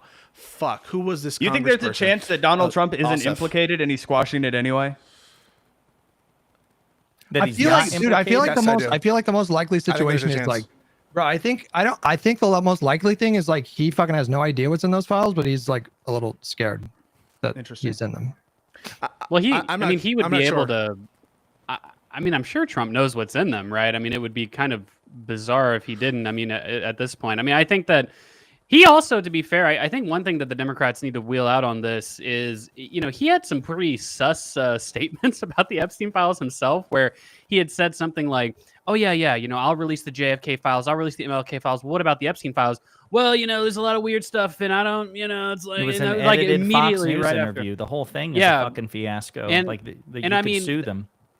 Yeah, and I mean, yeah, that's true. And the next Democratic president totally should. But I know I was just going to say that I think that that's like clearly some sus stuff, and Trump is probably a little bit scared. And I mean, Trump like clearly does have Epstein associations. The man's literally been photographed like a dozen times with Epstein, and you know, I think he's on the flight logs or whatever. I mean, things like that are, you know, probably important for Democrats to point out strategically. And I guess, like, again, by my perspective, I'm a pretty anti-conspiratorial thinker, but for Trump to give an answer like that in response to the Epstein files after being totally gung-ho on declassifying everything else, that's pretty fucking suspicious. Like, that's all I have to say. Like, that's my genuine opinion. There just seems to be a lot of smoke here, and I don't know. It seems like it's worth kind of going. And Democrats need to fan that smoke. Absolutely. Yeah, I mean, it's crazy. Oh yeah, go ahead.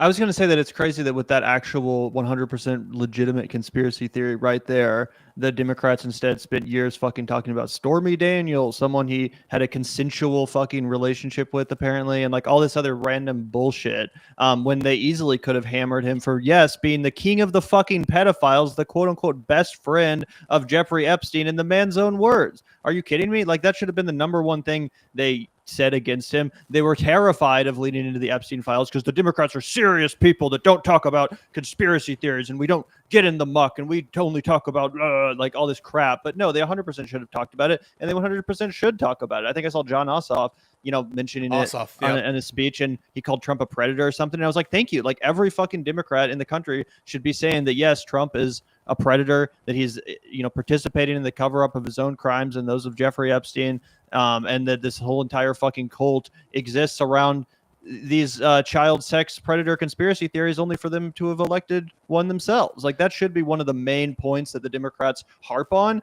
Why? Because Epstein is actually something that normies care about and follow. The majority of the stuff we spent this entire conversation talking about, normal people don't even fucking know about or really care about. Like they want a $15 an hour minimum wage, but they didn't know about this fight going on with Joe Manchin and shit. What's something that people actually do follow and pay attention to that's peripherally related to politics, but it's not specifically a political issue, is the Epstein thing. It's the Epstein thing. And it's crazy that the Democrats totally let MAGA claim that territory and use it to get them into office, even though, again, their guy was Jeffrey Epstein's best friend. It's maddening. I actually see a lot of Democrats pouncing on this issue, but yeah, you're right about that. But like, I think like right now, I'm liking what I'm seeing from some of these people. Ossoff is like a really good clip. I think Ossoff, I'm agreeing with you. I think it's really obvious that Trump massively underestimated the cultural salience of the Epstein issue. I think he understood like in the abstract that some weirdos thought he was going to do some QAnon stuff. I think he's probably like vaguely aware of the details or whatever, and how the QAnon stuff sort of like seeped into the mainstream. And a lot of that is like really kind of connected with Epstein stuff. I don't think he fully appreciated just how much interest was captured because of this story. And I think when the answer that he gave to the media was like a huge red flag, but the post that he did was even crazier. And so like accusing the Democrats of making the documents, and that is, I think, the most suspicious thing that we've seen from him. Well, so I do think Epstein said he was his best friend. I mean, if you were the best friend of Jeffrey Epstein, you were at least aware of. And I think that the most like, I'm taking the side, like if I'm looking at this and I'm saying, how do I make it most sympathetic to Donald Trump? At the very least, he understood for a long time what Jeffrey Epstein was up to. There's that quote, right? There's that quote from I forget which magazine it is. He likes him young. He likes him on the younger side. I mean, that's on the record that he gave. So you're right about that. All I'm saying is I don't want to say that I know for certain that there's some criminal conduct. Oh yeah, you're a lawyer. I'm a muckraker on the internet. I'll say whatever the fuck I want. To answer the question about what the Democrats should do, assuming they win the midterms, they should 1000% do exactly what the Republicans did to Hillary with Benghazi. 13 fucking congressional subcommittee hearings investigating Epstein. Like keep it in the conversation literally for months and months and months. Fucking impeach him. Like stretch it out over like 2 or 3 months. Agreed. Look into it. Like, so I'm with you on like fighting dirty in that way. Now we're talking. I think Democrats should I think every Democrat in Congress should be prepared to pull like 80-hour weeks for like 2 straight years with all the different I think you literally should impeach almost everyone in Trump's cabinet, right? And I think that's not just because I hate them and I want them to be out of office. It's like they've literally all done impeachable conduct. Like almost like you probably have like 50 different people in this executive who due process, illegal war. I mean, like it goes on and on and on. Yeah, and so it literally do a record number of impeachment hearings and impeachments, do I don't know if it would be a special committee or a special investigation or something into the Epstein files. Frankly, there'll probably be impeachable conduct related to that because they won't cooperate and they won't actually issue it. They won't follow any of the subpoenas you give. And so, that's going to be a whole other can of worms. But, make this a wedge issue in part because I think that Trump has only miscalibrated his own base, I think, a couple of times. One of those times was the vaccine. Yeah, the vaccine was one where Trump seemed to not really have a hold on his base. And it seems like this could be one of those issues. Now, the vaccine was one of those things that I'm glad the Democrats didn't pounce on because I don't want the Democrats to be the anti-vax party.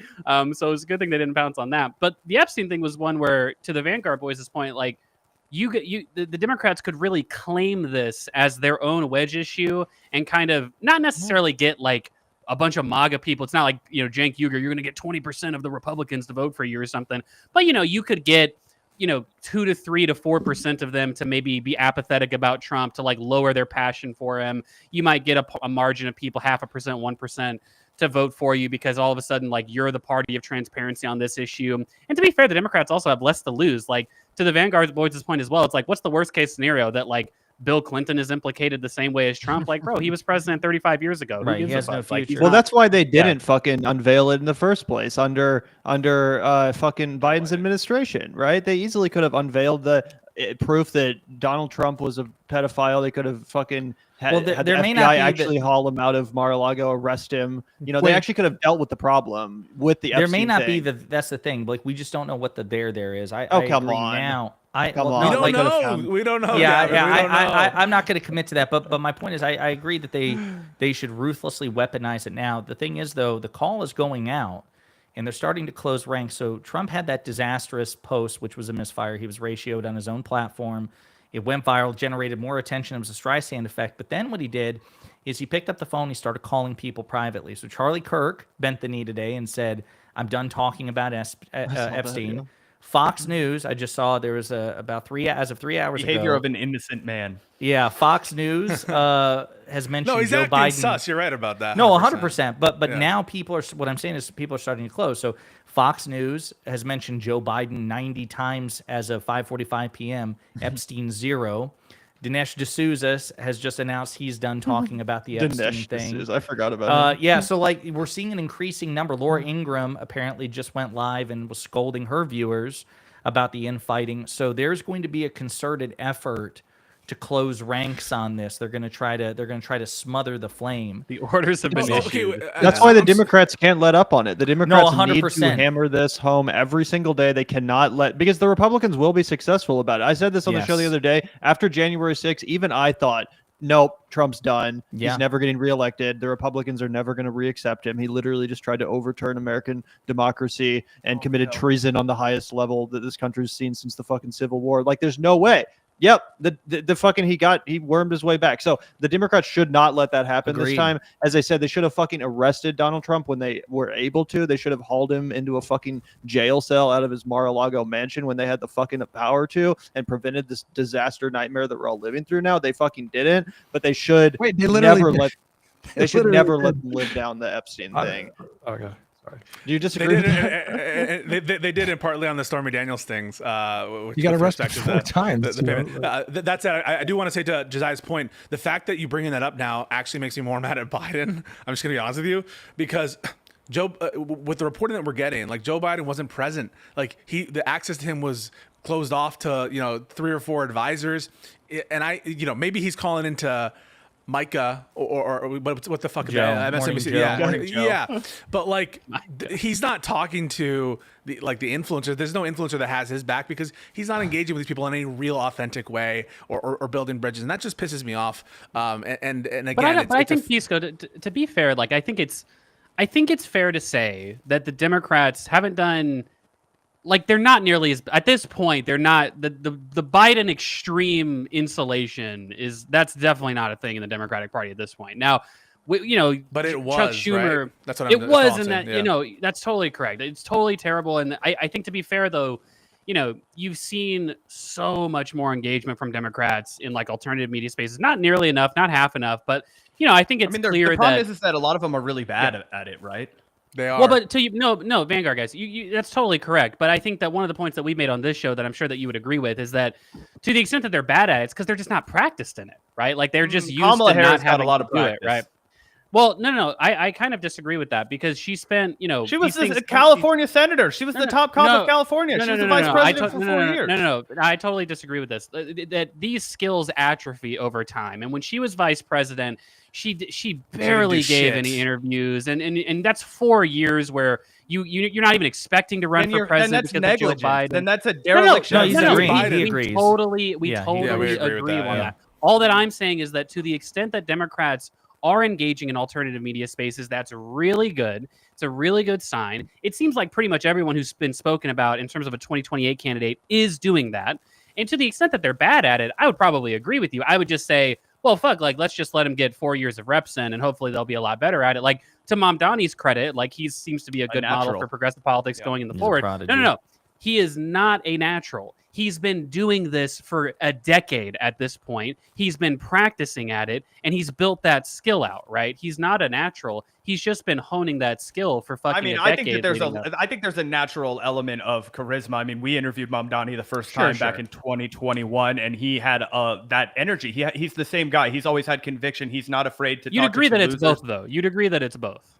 I also think it's just it's like on a candidate by candidate thing. Like, for example, Barack Obama undeniably has way more charisma and has a much better ability to connect with these media and the media in the way you're talking about than Kamala ever did or ever would, no matter how much practice she had. I actually think that Obama was ahead of his time in that sense. He did, he was a cool president while he was president. And when he went on a show, Bill Clinton too. Like these guys just exude a charisma. That's what I'm saying. Them, it's a candidate by candidate thing, and it's more in like, even though I'm no fan of younger Joe Biden, as I admitted earlier in the show, I think he was a damn talented politician that was a communicative. He was a brilliant communicator. I think the same thing goes with Obama. I don't think there's any level of coaching that could get Kamala to the point where she would like really kill it on that level. I think that if she had been doing interviews and engaging with media, she could have at least done a better job. But to be an actual political talent, to be someone like a Zoran Mondami, that's like a once in a fucking or like a very rare thing. Yeah, I think you have to have like Riz about you. I think there's probably something to be said, but I think that can come in so many different forms. Like I think Bernie is probably the best example of a guy who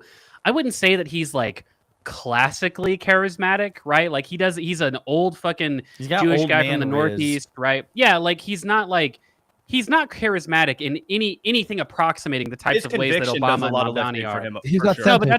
But that's exactly right. That's exactly right. Like my point is that you kind of develop part of like being in politics for so long and part of like doing the types of things that we're talking about, just going out and having conversations and taking every interview that you can. Like same thing with Trump is like, you eventually develop your own style, right? And you get comfortable in your own shoes, right? And I think that that's to Kamala's great discredit and Joe Biden as well, that they seem to have essentially, substantially the opposite strategy for when they were actually in office. Kamala tried to turn it around, but that's my point is that you can't do this on a short time frame, right? Like that's a difficult thing to do.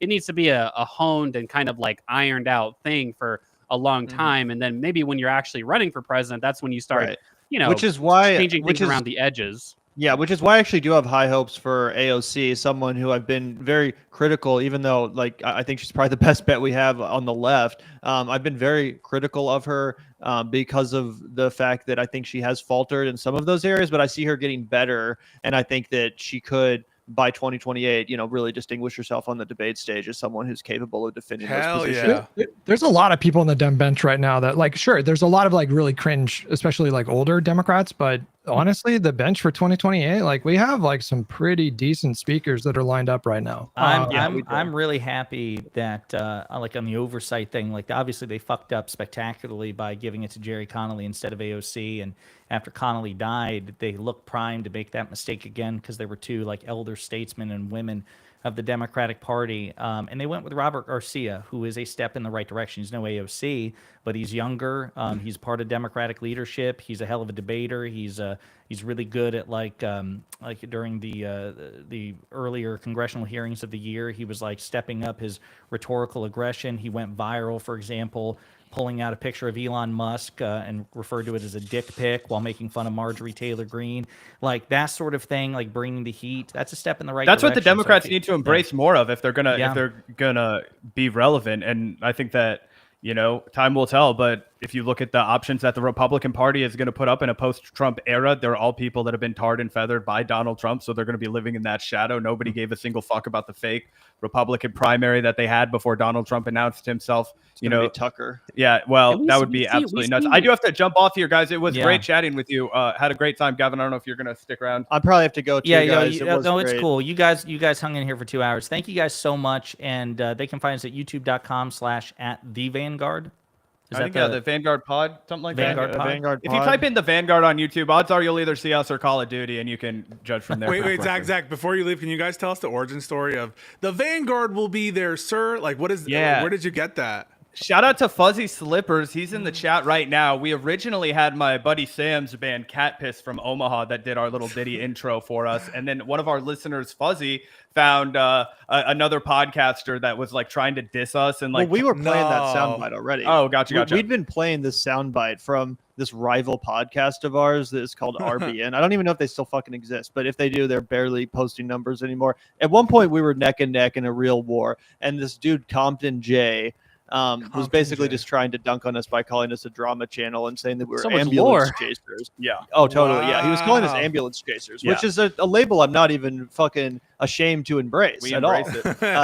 it. So he said, like, fucking look out the door if you hear an ambulance. The Vanguard will be there, sir. We would play it as a soundbite just whenever we were mocking them to be like, yo, they were trying to roast us, but this actually sounds badass. And then Fuzzy Slippers came in, remixed it, and made it the sound clip. Yeah. So just because you kind of like how you guys leaned into Silly and Billy, because I think Cenk Uygur called you that, and now it's like you're probably just as much known for Zach and Gavin as you are for Silly and Billy. Yeah, easily. honestly, Yeah. I like to call myself Billy. I think it's really funny. And also, we had our homie Matt, the letter hack, who's an incredible cartoonist and a Great base guy. lefty guy. He did the artwork for us, and he made us like Beavis and Butthead and called it Billy and Billy so that we could sell T-shirts. And that was a whole big That's fun sick. deal. Yeah. Well, thank you guys so much for joining us. Yeah, Yeah, thanks. thanks. We have to do this again because there's obviously a lot to debate and shout. It was really about, fun. So thank you. Yeah, Boys, I really it was appreciate fun. It was fun sparring with you. Don't get mad when my editor does some crazy clickbait with the title and the thumbnail. Oh, And dude, they're going to don't- do the same thing. You We- guys, we- by the we- way, Honestly, Yeah. live by the sword, die by the sword. Appreciate everybody having us. yeah, peace, thanks, guys. guys. Much love, guys. Have a good night. Are we staying on, or is everybody else Yeah, we getting can do off? a quick post mortem Yeah, if you want. You I guys was just- fucking gaslighted the shit out of me. I just want to say. What the fuck? That's The true. fuck What do was you- that? what do you mean? What the fuck I'm was just that, 100% right about this. Quiet Josiah over here, just not jumping in. That's fine. It's whatever. It's fine. Yeah, there was no I- room really. I think he was doing what he could to moderate it a little bit. But Josiah, you're just friends with them, and that's why you were ganging up on Hutch. That's- Can you just that's admit so that? untrue. Yeah, I was silent. Yeah, I was silent for a few reasons, but no, no, it was oh, were really you good. looking some shit up? Wait, can I just say? Sometimes I feel like I'm gonna be honest with you boys right now. Like, I feel that maybe you guys don't like disagreement that much. Is that possible? Is it possible that disagreement makes you guys feel uncomfortable a little bit? I get that. No, I like for it. me. Okay. all Pisco, right. I told Just- you to shut the fuck up multiple times last Okay. episode. I, and we're cool. I hope that love there's it. no. I there's no- screamed "shut the fuck up" pretty loudly at some I've point. never during seen this. you that Yeah. triggered, to be honest with you. You were like, Yeah. really Therapy session. Well, because I didn't know if you guys were messing around or not. It felt like you all were taking my question in bad faith, but maybe it was a joke. I never messed Yeah, around. yeah. So Mine was half joke. I always half Yeah. joke, but like thing is, I'm not trying to. I think when we have these discussions and when they turn into debates, I'm happy that we don't take it personally because it really is not meant in a. And the thing is, we've had this conversation with and Hutch. We're not throwing you under the bus at all because I think underlyingly like I agree with you on the mansion and that stuff's there. yeah, you were I just- 100% right on the I just- mentioned example. Yeah, but all I'm saying is Joe Biden didn't do everything he could do generally on that stuff. I agree, and I'm disappointed given the reporting. All that said, we've had this exact kind of discussion before where the same fault lines kind of emerge where it kind of was like, Hutch, you're not getting my point. You're not getting my point. And so none of this was inauthentic or throwing you under the bus because the Vanguard boys were here. I think everyone was giving their genuine opinion. Yeah, no, like the Manchin example, I think Manchin's unimpeachable. I think your Manchin example is the trump card. I've told you that publicly and privately.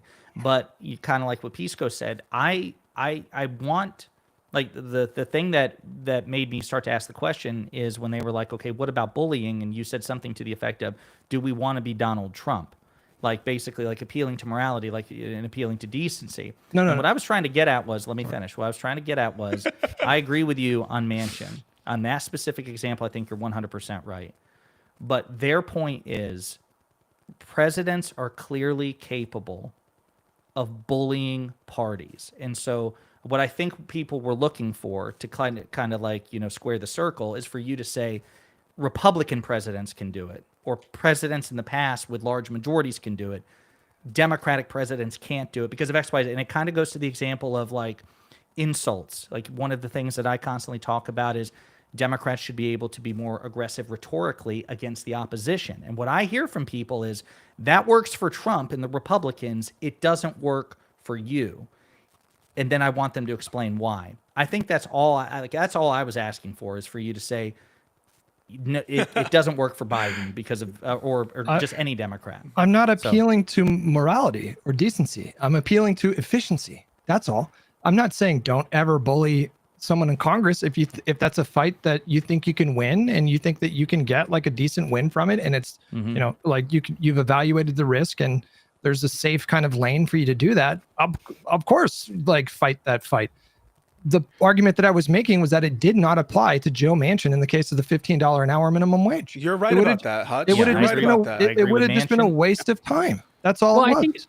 I think Hutch, I guess like to my point, I think the thing that we really did, like I compare it to like parliamentary systems. Now, obviously we don't have a parliamentary system, but we can kind of like, clearly we can informally do a structure like this where in parliamentary systems, when you vote against the whip, like when you vote against the party in a parliamentary system, you are extremely risking your status in that party. Like it's very common if you vote against a party line whip that you're just going to be immediately kicked out of the party, right? And that's formal. Like you'll be formally removed from the party, right? And you won't be allowed to run in subsequent elections as like a member of the Labor Party, for instance. Now we don't have that formal structure in this party, but I think that like something that Thomas Massey said is, oh, it's funny. The amount of Republicans that vote against something is always N-1 and N being the number of votes required to pass it, right? Because you see this in Republican politics semi-frequently. And you see it in Democratic politics too, if there's like larger majorities where it's like, hey, you can vote against this basically just because we already have the margins margins and the surplus. And it doesn't matter. And Mhm. if you want to say you voted against the party, like who even cares at that point? It's just a campaign ad basically. But I think that what I would say is that I think that the Democrats need like a bit more of a kind of party line culture, a kind of like national, less idiosyncratic culture where it's like, look, if you're a Democrat, that means certain very concrete things, right? That we need to become more of a platform organization. And, it's a big tent, but like I think some minimal things would be something like, the $15 an hour minimum wage, or it would be something like a universal healthcare system. Like, if you're going to vote against a public option, and to Joe Biden's great discredit, I don't even know that you disagree with this, Hutch. He didn't even seem to really fight for it in the first place. But if you're going to be a Democrat that's like, oh, I'm against just a Medicare buy-in, like, get out of here, dude. Like, that's just a minimum standard that we should probably hold everyone to, even if they're in Kansas or Missouri or West Virginia or whatever, right? At least if you need the votes. If you don't need the votes, then let the guy from Missouri vote against it. Who gives a shit, right? But if you really need the votes, then you got to really pull that whip, essentially, is what I would advocate for. I don't understand how this applies to Joe Manchin. And you guys are saying like, you guys are, don't give me the, you guys are saying like, he didn't even fight for a public option. Why do you think he didn't fight for it? Okay, well, but there are games. Have you ever seen The Wire? There's a quote from it. There's games beyond the game, man. I haven't seen The Wire. Okay, well there's a quote in it where they say there's games beyond the game. And Joe Biden wasn't fighting that hard or with any effectiveness in the public discourse game. And that involves proposing shit. That involves, looking like you give a fuck. And on that, I think the Vanguard is absolutely correct that Joe Biden failed at that. You're not wrong about the specific Manchin example, but if that's going to be an excuse to never propose anything. I mean, that would be an excuse to like not even try on the Inflation Reduction Act at some point. Well, why even try to have massive... I mean, that was a winnable thing. But Hutch, I think the problem is that like, it's not as if, I don't think it requires, it's not like, I think you're thinking of this like, oh, there's like, there's an opportunity cost. There's like only a finite amount of time to do certain things, right? And I think that that's true, but I don't think it requires that much time to propose a public option and have people vote it up or down. Like that doesn't like take a lot of time. It's like, hey, we're going to get you on the record as, being against even this minimal thing, right? Similarly to like, for instance, Bernie Sanders sounds like force the vote for the record. Well, no. Like take Bernie Sanders, for instance, right? When there was the reconciliation bill for the ARP, he did literally force a vote on the $15 an hour minimum wage amendment. And what we saw, but that's the thing though. There's like something to be said about at least going for it, at least putting people on the record, forcing them to take that stance, right? Hold on, Econoboy, that's a great example because what came of that? Okay, great. You got Joe Manchin on the record against a $15 an hour minimum. Who gives a fuck?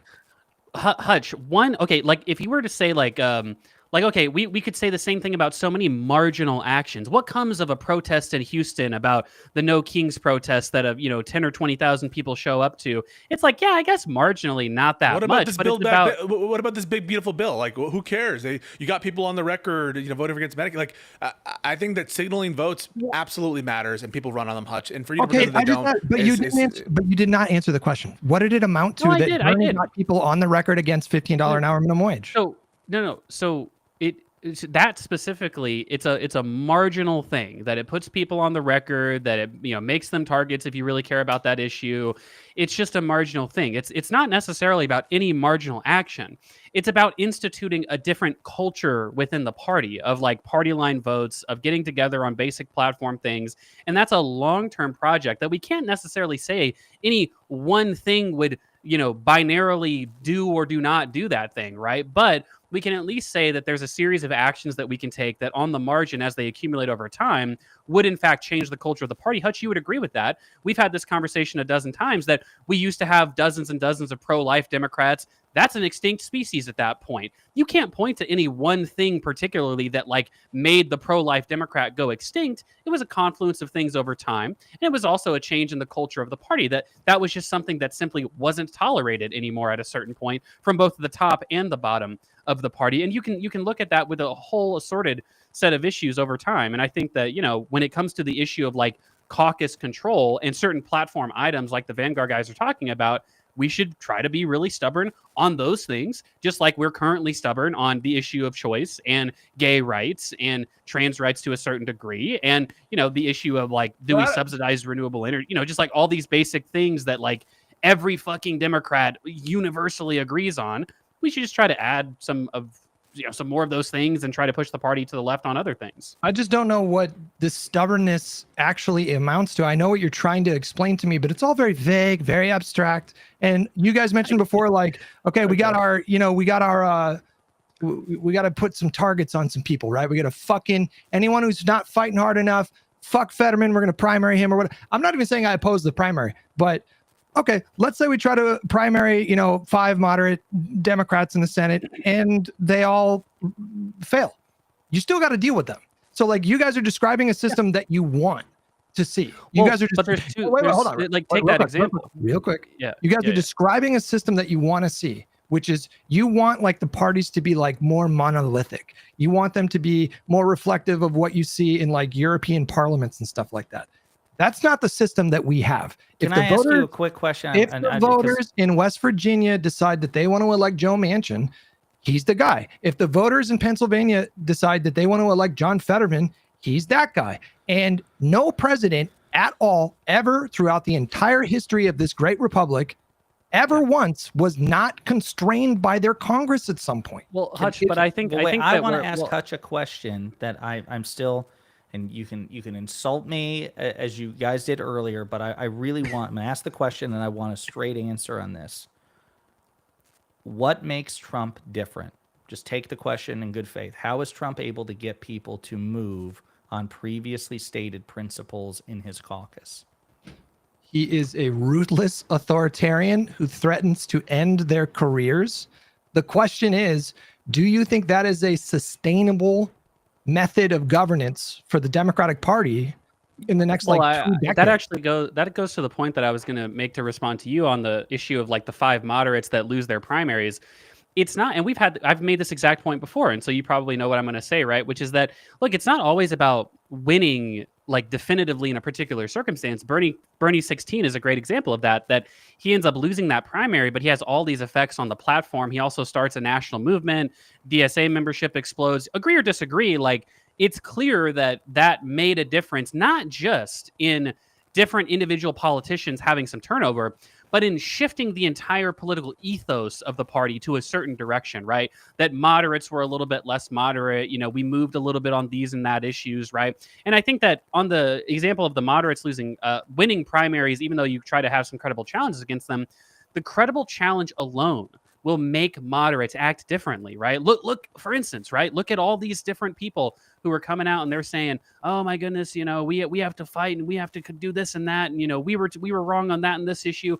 And that's because they have credible threats. That's because they see the polling of historically low approval rating amongst the Democratic base. That's because they feel the pressure. Right. And so it's not any one way to make them feel the pressure. Primary campaigns are one. The president being stubborn on certain issues is another thing.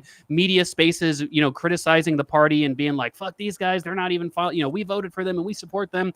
Your Sean Hannity types or whatever. Like you have to have that entire ecosystem to try and push the party into certain directions. And there's Democrats. It's not just one Democratic party. It's a coalition and people are going to want to move the party in different directions. But in general, just like the culture of, hey, the party line is what the party line is, and we need you to get the fuck on board with that, or you're not going to be part of our fucking club anymore. I think that there's just some issues that it's worth being a little bit stubborn about. And, I think something like the $15 minimum wage, whatever, like a universal healthcare system, there's some things that I think you should have some pretty minimal buy-in if you're a Democrat. And I don't give a fuck if you're from West Virginia. You should be in favor of a universal healthcare system because there's fucking hundreds of thousands of people in your state that don't have health insurance, and you should give a fuck about that, even if they don't understand that they should care about that. You need to be the person advocating for that to them because it's good for them. It's good for the country. Got to go in 4 minutes, and so Hutch, I appreciate that direct answer to my question, and you responded with a question, which is that sustainable for the Democratic Party? If you mean like as a long-term political party, I don't know, because we'll see what happens with the Republican Party. They're really the only ones we can refer to here. But there again, that's where I get confused. Is your question implies that it's possible for Democrats to replicate what Trump is able to do with the Republicans, but that they shouldn't, either for long-term benefit or just because it's ruthless authoritarianism. And that's where I'm telling you, somebody who engages with the Vanguard a lot, that's the crux of the issue, where you guys are missing each other. They're looking for not just them on Manchin. They want to know why the spirit of the Democratic Party can't or shouldn't imitate the Republicans when it comes to bullying. And you persuaded me on Manchin a year ago. So maybe you have a good answer for this, but you missed. You did not directly engage with that. You did not directly answer that. And I think it's where you guys are missing each other. You should be able to say the Democrats cannot do this because what works for Trump doesn't work for us. Here's why. Or yes, the Democrats could do this, but they shouldn't do it because of X and Y. That's what they want an answer to. Look, what you guys are laying out is like an aspirational vision for how the party should be, right? Like, obviously we're not there now, but after your sort of hypothetical set of successful primaries, let's say you're successful and in 10 years you have a Democratic Party where it's easy to whip every single vote. Everyone's on the same page about $15 an hour minimum wage. Okay, great. I'm not going to tell you that that's an invalid strategy. I personally think that is just so far out of the realm of possibility. Like, I frankly don't think that what you're describing is possible. Democratic Party is a big tent. It is a coalition with wild ideological diversity. And you are going to have representatives and senators that serve in more purple districts that don't support big, bold programs like Medicare for all. But let's say you get rid of them all. That's fine. I'm not saying like don't try to do that. If you think that would be best, that's fine. But until that actually happens, you have to deal with the Congress that you have. Like, no, we didn't. I understand that. I agree with that, Hutch. I just want to say, have you ever read Candide? It's a novel by Voltaire, and there's a character in it called Pangloss. And what Pangloss says to Candide all the time is, all is for the best in the best of all possible worlds. It sounds like, I take your point. I don't think that there's everything that we should emulate from Trump. I don't agree that like we should become an incredibly closed system where we do this ultimate bullying tactic. But there's a spectrum here, and it sounds like you're like, Biden did the very best he could on all this stuff, and there's no amount of wiggle room on pushing the narrative, pushing the envelope, actually use it. And you scoff when people say bully pulpit, but using the power of the presidency to deliver a message effectively. Now, Biden himself, wasn't a great communicator in this old age, but it really does sound like you're thinking, or what you're implying is that everything was done optimally or close to optimally. So to your point that he was not an effective communicator, of course I agree with you. And we've delved into this topic like so many different times. To the extent that he extracted the best possible bills that he could have, or his team or whoever was like negotiating these bills behind the scenes with these senators, I do think a good faith effort was made to get the best possible bills done. And I'm not going to sit here and tell you that he was weak and feckless and ineffective because he couldn't force a Democratic senator in West Virginia to sign off on like a public option and a $15 an hour minimum wage. There's fair criticism, and then there's bullshit. I agree with you on that. I'm saying, but you're saying it sounds like, it's futile to do this. It's futile to ever have a signaling vote. It's futile to do this. I'm not convinced that the Democratic strategy as it was in 2020 is perfect. If it led to Trump, I cannot believe that, beyond the specific point of the $15 minimum wage, beyond the specific point that you're bringing up of these key little votes, clincher votes, and the point of like trying to pressure Manchin to do something that's so beyond his character, you got me on there. I'm sold on that. But it sounds like your outlook is a little broader than that. It's like this notion that we shouldn't even be pushing the envelope that much in terms of our public rhetoric or in terms of No. I'm not public saying demonstrations that. or votes. I'm not saying that. I'm saying don't start a war. That's what they wanted. That's what the Vanguard was saying. Go to war. Go to West Virginia and go to war with Joe Manchin. They're totally wrong on Joe Manchin, and I've said that to them before. I'm just telling you, they're going to be like, Chip Roy said he wasn't going to vote for the one big beautiful bill. If they change one thing, he was on the floor of the Senate. I'm not voting. Oh, I'm going to vote for it. And they're going to be like, why can't Democrats do that? If it could be done with Chip Roy, maybe it can't be done with Manchin. Why can't it be done with somebody else? And I think it's a good question. And I think you have so many good answers. I would love for you to seriously contemplate, okay, can it be done? Should it be done with non-Manchin examples? Because maybe it just is. That's my concession when people say. Wait, I just saw something in the fucking chat that pissed me off, and I have to talk. This is not authoritarian style government to pressure Congress people. That's the system as intended. The system as intended involves, presidents and Congress interfacing. And, I definitely call some of what Trump is doing as maneuvering authoritarian. But in the aspect of all we're saying is be a little bit more of a prick. Be a little bit more of a bully. That's okay. Lyndon B. Johnson was a bit of a bully. I mean, some of these people were exacting pressure. All the presidents do. It's not authoritarian to do pressure or to publicly call on certain situations or to even have feuds at certain times. Again, don't agree that it would have been successful in the Manchin situation, but yeah, this is nothing authoritarian about this. I'm getting one guide too. Where was this, Josiah? I've had multiple conversations with the Vanguard, you fucking morons. Those of you. The reason that I didn't speak up as much in this conversation is because I wanted to reach through the computer screen and throttle both Hutch and Pisco at various points. So I kept my fucking mouth shut because I was triggered. That's why. This isn't the Big Bang. The Vanguard and I have had it out before. I've actually used Hutch's examples with Joe Manchin on their show in a conversation with them. If you don't know what the fuck you're talking about, shut the fuck up. I always use the debate.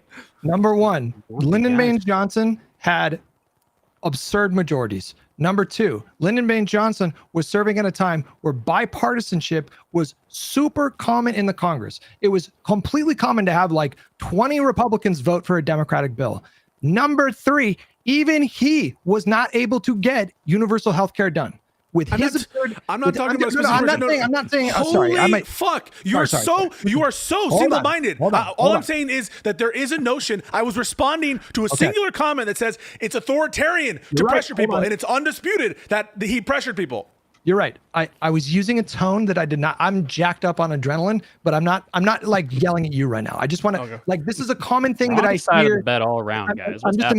I'm imagining Vanguard still here. Like I hear it all the time where it's like, well, LBJ was able to get so much done. It's like, no, he wasn't. And he was constrained by his own Congress, and his job of getting legislation done was so much easier than Joe Biden with a 50-50 fucking Senate. So when people say he's feckless, he should have been more like LBJ. It's like, give him LBJ's Congress. We would all have fucking healthcare, I think. Or I don't know, maybe not. But like, I'm not saying don't pick a fight or bully people or whatever. Like, just be smart about the fights that you pick. That's all I'm fucking saying. Just like do the fucking analysis, evaluate the risk, evaluate the benefit. You're not going to get anything from fucking going to West Virginia. I have to go talk to Taftash. I have an appointment with her at 9:30. Gotta go. And I was going to say, guys, join the Discord. Please join the Discord. Right there. We've really been growing it up. I don't know. There's like 300 or 400 people in the Discord. If more people join, who knows? Maybe we'll do something special with it. Join the Discord. There's a lot of crazy people in there. Going to be a lot of entertainment. My Substack is at 700 readers now. That's pretty cool. Hey, congratulations. I'm happy about it. My socialist turn has generated discussion, it turns out. So that's always fun. What are you guys working on? Tell the people. So the articles are back on the Weekly Patriot, so that's great. And there's another one coming out tomorrow, so no more ridiculing. But also, sorry about the delays on everything. Today, I'm talking to Taftash in a bit about an article that she wrote, as well as her opinions on the Supreme Court decision on cross-sex hormones, that kind of thing. So that's happening in the next 10-15 minutes. So you should check that out. Yeah. I'm working on lowering my resting heart rate with beta blockers, and it is not fucking working tonight. Yeah, you can find me. I'm not even kidding. You can find me on Twitter at Hutchinson and YouTube and Twitch, just Hutch. I had a conversation with your friend Aaron today. I actually thought it was really good. Oh, I'm gonna review it, Hutch. I'm gonna review that probably tomorrow. Yeah. I'm excited. Yeah. So Josiah, Pondering Politics. Thanks for coming. I'm working on achieving a level of Zen meditation that I just committed to after this conversation. I too, my resting heart rate was not at all restful. But yeah, this was fun, and I'm glad we finally got to. Dude, boys, everybody buy one of these, and let's like. Mine would shoot right off. It would just when we crack. have these conversations. I got an iWatch. It'll do crack in rage. So. All right, bye, boys. Have a good week. See you guys. Later. Thanks Stay cool. everybody. Love you Thanks, guys. chat. See ya. Later.